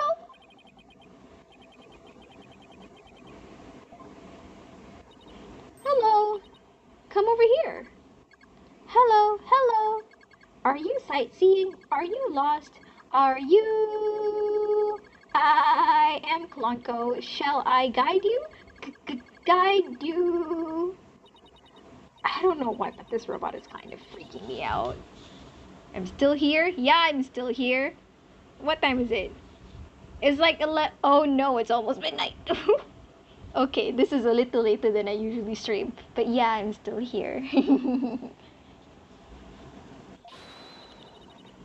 Hey, you're not supposed to be wandering around. Hello! Again? I've had it with you, hunk of junk. Wow, you're really pretty. I know someone who would like you a lot. Gak! I'm outside. Am I wandering? When did that happen? Okay, welcome back, hunk of junk. You don't know how close you came. If you didn't snap out of it, I was going to put you on the curb on trash day. Nothing works better than a 42.5-degree karate chop. Cool. That's pretty specific. Excuse me, but are you the one who witnessed the murder? Oh, and I'm Phoenix Wright, the lead attorney for this case. How do you do? Big shot lawyers, huh? I'm Aura Blackquill. Oh, wait. Who are you to Blackquill? I'm a researcher developing robots here at the Cosmos Space Center. Blackquill? Could she be? And this good-for-nothing robot is named Hunk of Junk. My name isn't Hunk of Junk. My name is Clonko. That's mean, Miss Aura. Quit complaining. Your model number is Ponko too. Yeah, but Miss Aura, everyone calls me Clonko. Quit your squawking already. No, what are you doing? No, don't. There. I bet you won't be talking back now. Yeah, I will obey completely. Yikes. I better watch what wires I cross with this one. Hello, Miss Aura. Your last name is Blackquill. Do you have a relative in the legal profession? You are correct. Simon Blackquill, who used to be a prosecutor, is... Shut up. Only speak when I order you to speak. Simon is my little brother. Oh, wait. Kakak dia doh. His kakak, kinda. Dang, okay. Yes, we met him in court a few times. Right, Athena? Athena, why are you sad? What a dull creature. Has her switch been turned off? Athena being shy, this is new. Oh yeah, I heard he was prosecuting again, despite being a prisoner. Why doesn't he just stick to solving disputes among inmates in prison, right? Hey, what do you think, hunk of junk? Gag! Miss Aura, that hurts! I'm asking you a question. Why don't you answer me, useless hunk of junk? But Miss Aura, you told me to only speak when you order me to speak. I told you to never talk back to me. You're worth more as scrap. Robot abuse, hawk attacks. Blackwell family life must sure be interesting. Well, do you have any other questions? Wait, of course you do. You're a lawyer. It's not like I'm on Simon's side or anything. I just want to get this over with. So, you're the person who witnessed the incident? That's right. I was on the 4th floor of the main building. In the robotics lab. Oh. The explosion disabled the elevators, so I lowered my emergency ladder like the detective leading evacuation told me to. But it was such a pain. Why couldn't they have used the ladders in the other rooms? It must have been a very troubling experience. Probably best just to humor her here. Then, as I passed by the 3rd floor boarding lounge 1 window on my way down, I saw the crime scene. I saw the crime as it happened. And that's about it. So you saw the crime as it happened, and that's about it. I see. Wait, what? You saw it being committed? This is no time to just nod and repeat. So you saw into the third floor lounge. The very scene of the crime. That's right, there's a small window on the right-hand side of the room. I looked through that from the outside. The room was pitch black, but I saw a shady figure holding a lighter in their left hand, and the knife in their right. That must have been the culprit. Did you see who that person was? Of course not. The power was out on that floor then, and there was only that tiny window. I see. But did you witness the moment of the murder? Yes, I saw the figure with the lighter raise their knife, and it happened at precisely 10 a.m. Did you witness anything else? Did the killer have any distinguishing features? I already told you, it was pitch black in there, although I did notice that the lighter the person had in their left hand had a pretty ornament on it. It looked like a planet. It was blue, like a little Earth emblem. They had good taste in knickknacks anyway. An Earth emblem on the lighter. I better remember that. Cool. Thank you for your statement. We'll definitely prove Mr. Starbuck's innocence with it. Yeah, right. I won't hold my breath. Pardon me? Oh, did I hurt your feelings? Sorry. I just detest lawyers, that's all. What don't you like about lawyers? It's just an instinctive dislike. Ooh, that's an interesting pose. But don't feel bad. I hate prosecutors even more. Music? I don't like this music. It's creepy. That did not make me feel any better, actually. This music is crazy. Why do you hate lawyers so much? A little thing from my past. The whole legal system is meaningless in the first place. I certainly don't agree. I mean, people are imperfect. They lie, they're influenced by silly emotions. You can't expect such imperfect creatures to uphold a reasonable system of law. I like robots much better, even sad sacks like this one. Hey you, look alive there. Whoa.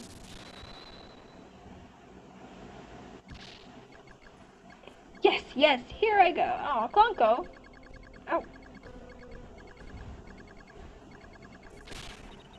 Alright, that's enough out of you. You're getting a little too carried away. Oh, poor Clonko. Are you okay? Yep, I like robots much better. At least you can make them any way you want them. Unlike humans with their petty emotions and constant worries. How can you say such things? Feeling emotions, worrying about the things we care about, that's what makes us human. Well, the girl finally talks and she starts with a speech. That's what makes us human? You mean getting angry and snorting like that? Rational thought. That's what separates humans from animals. Unfortunately, your reasoning capabilities are more akin to that of a clever little monkey. But that's nothing to be ashamed of. It must be nice to have such simple mind. Whoa. Can I punch your boss? Get a hold of yourself, Athena. Humans certainly are absurd. I said you were clever, didn't I? Poor thing. Tell me, with people like you in charge, how can I possibly trust the legal system? Wow, you are one terrifying woman. So she distrusts not only lawyers and prosecutors, but the whole legal system?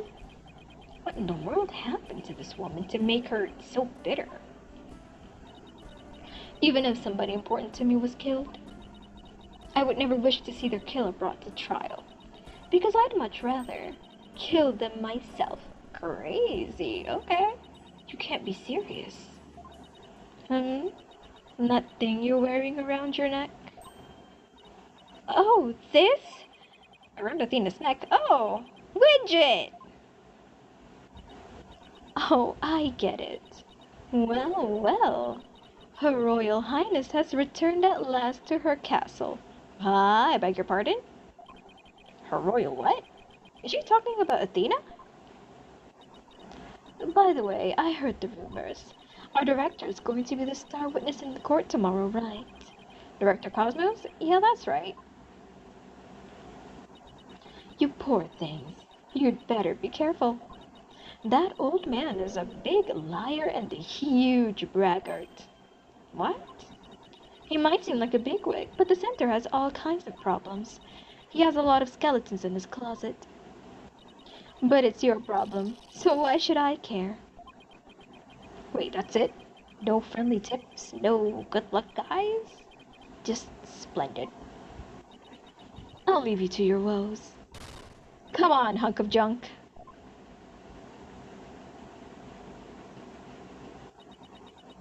Athena? It's said to me that she doesn't believe in our legal system anymore. She must have had a very bad experience to make her feel that way. Are you alright, Athena? You seem very down. I can't believe she said all those things. Wow, she's really upset. Has she been trying to not let it show all this time? Well, I guess it's not all that surprising. You hear about fabricated evidence and false indictments on the news all the time. You mean that whole dark age of the law nonsense? I'm so sick of hearing about that. Well, all we can do is believe in what we're doing. Yeah, you're right, boss. I agree. Maybe it's time we went back to see Mr. Starbuck. Good idea. We should tell him about the bullet and Miss Blackwell's statement. Alright then. Next stop, the detention center. Alright, let's move! Mr. Starbuck! Oh no, you're so sad.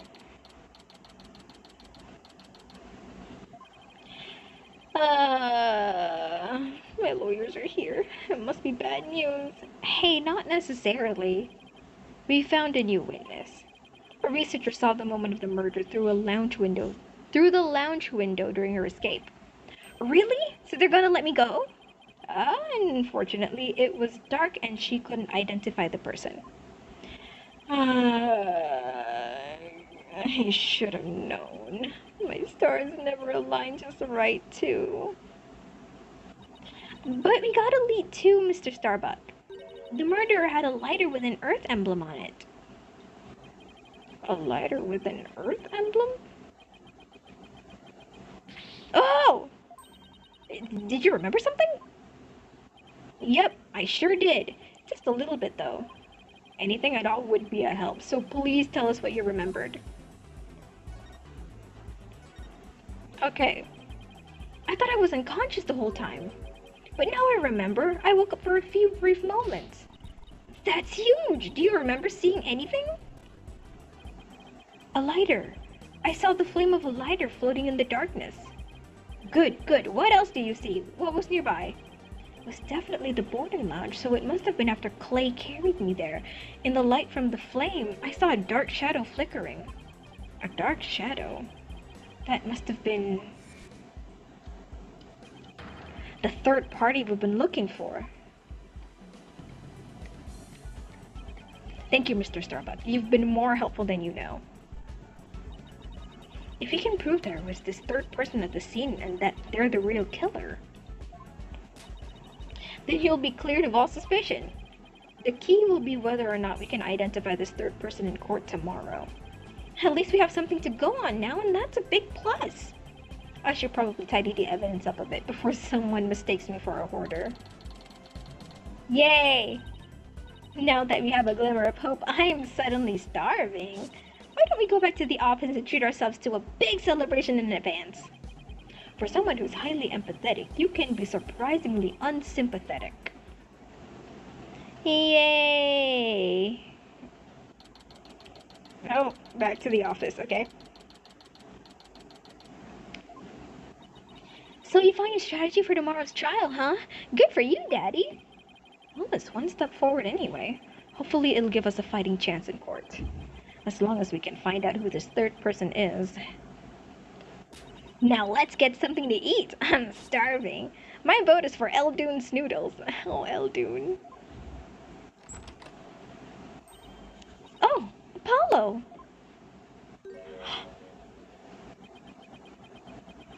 Oh, this is the moment he went out, right? What are you doing here? I didn't think the clinic was ready to release you yet. My wounds are fine. And I'm done lying around. Apollo, you're supposed to be in bed. Leave the case to us, we'll take it from here. Thanks, but that's not an option. Not for me. Apollo.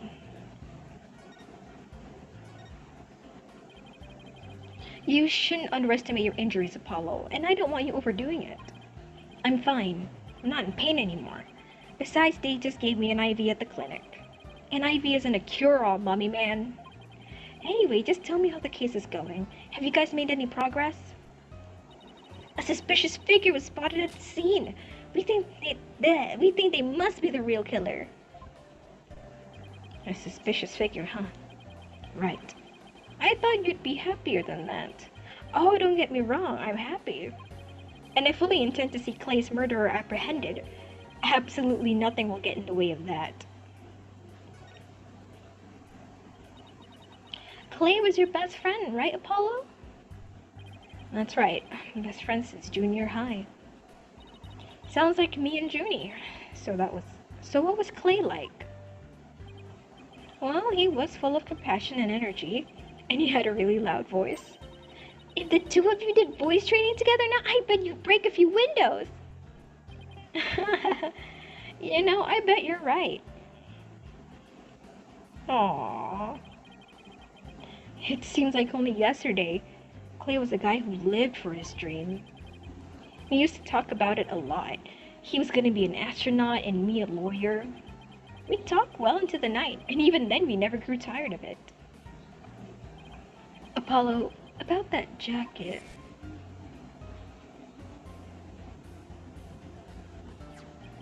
Oh, it's Clay's. I knew it. It's a special jacket that was only issued to members of the Hat Project. He was finally able to get one of his own once he was selected for the Hat 2 mission. He always looked so proud wearing it. But just when his dream was finally coming true, I still can't believe it.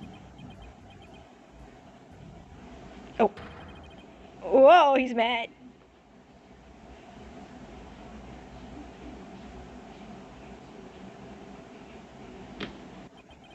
Apollo.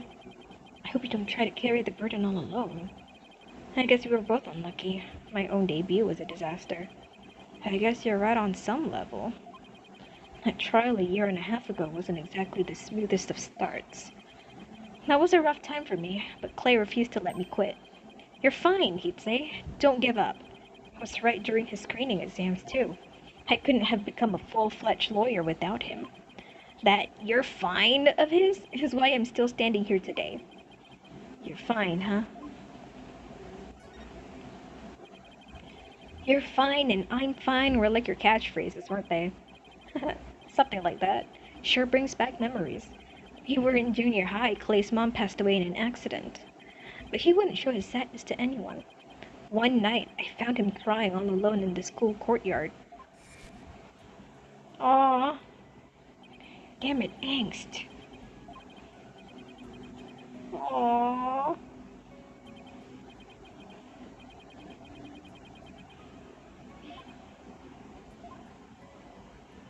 Aww.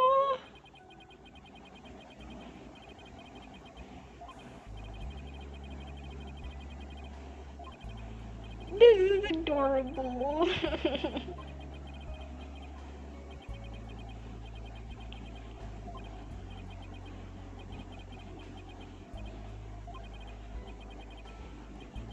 Aww, friendship.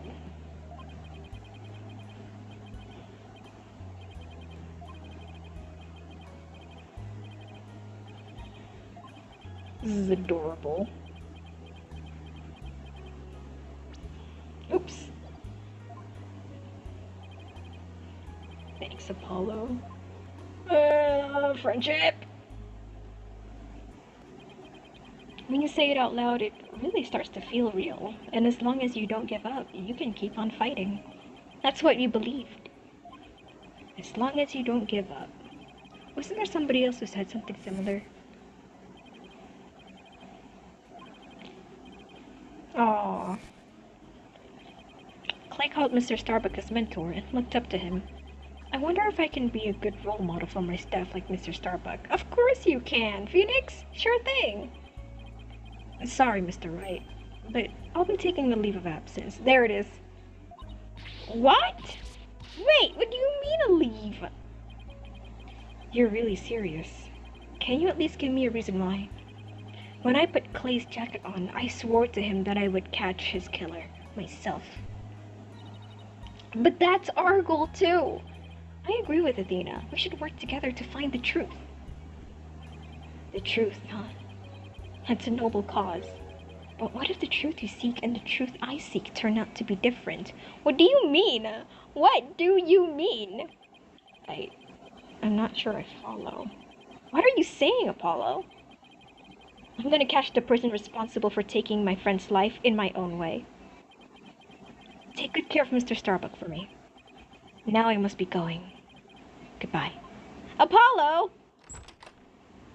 Oh my gosh. Goodbye? Did he just say goodbye? I sensed a lot of seething anger and hatred coming from him. And also, suspicion. He's not walking out on us like this. I'm going to talk some sense into him. Hold on, Athena. Apollo can believe what he wants, but I believe he's wrong. Even if we take different paths, the truth we arrive at should be the same. I think the quicker we solve this case, the better it'll be for Apollo. Yeah, you're right, boss. Alright, that's enough for one day. Make sure you're ready for tomorrow's trial, okay? Well, heck. If he were here right now, Apollo would say, I'm fine. Everything is fine. I just hope things really do turn out fine tomorrow. Well, that was nuts. Yes, please, save the game. Oh, that was crazy. Return to title. Yeah. Well, that was fun. So we finally find out the reason behind Apollo's dramatic, emotional, edgy leave of absence. Awesome. Now we'll see what happens moving forward. I'm going to go to rest now. It's been 3 hours and a half. That's crazy. All right. Bye bye.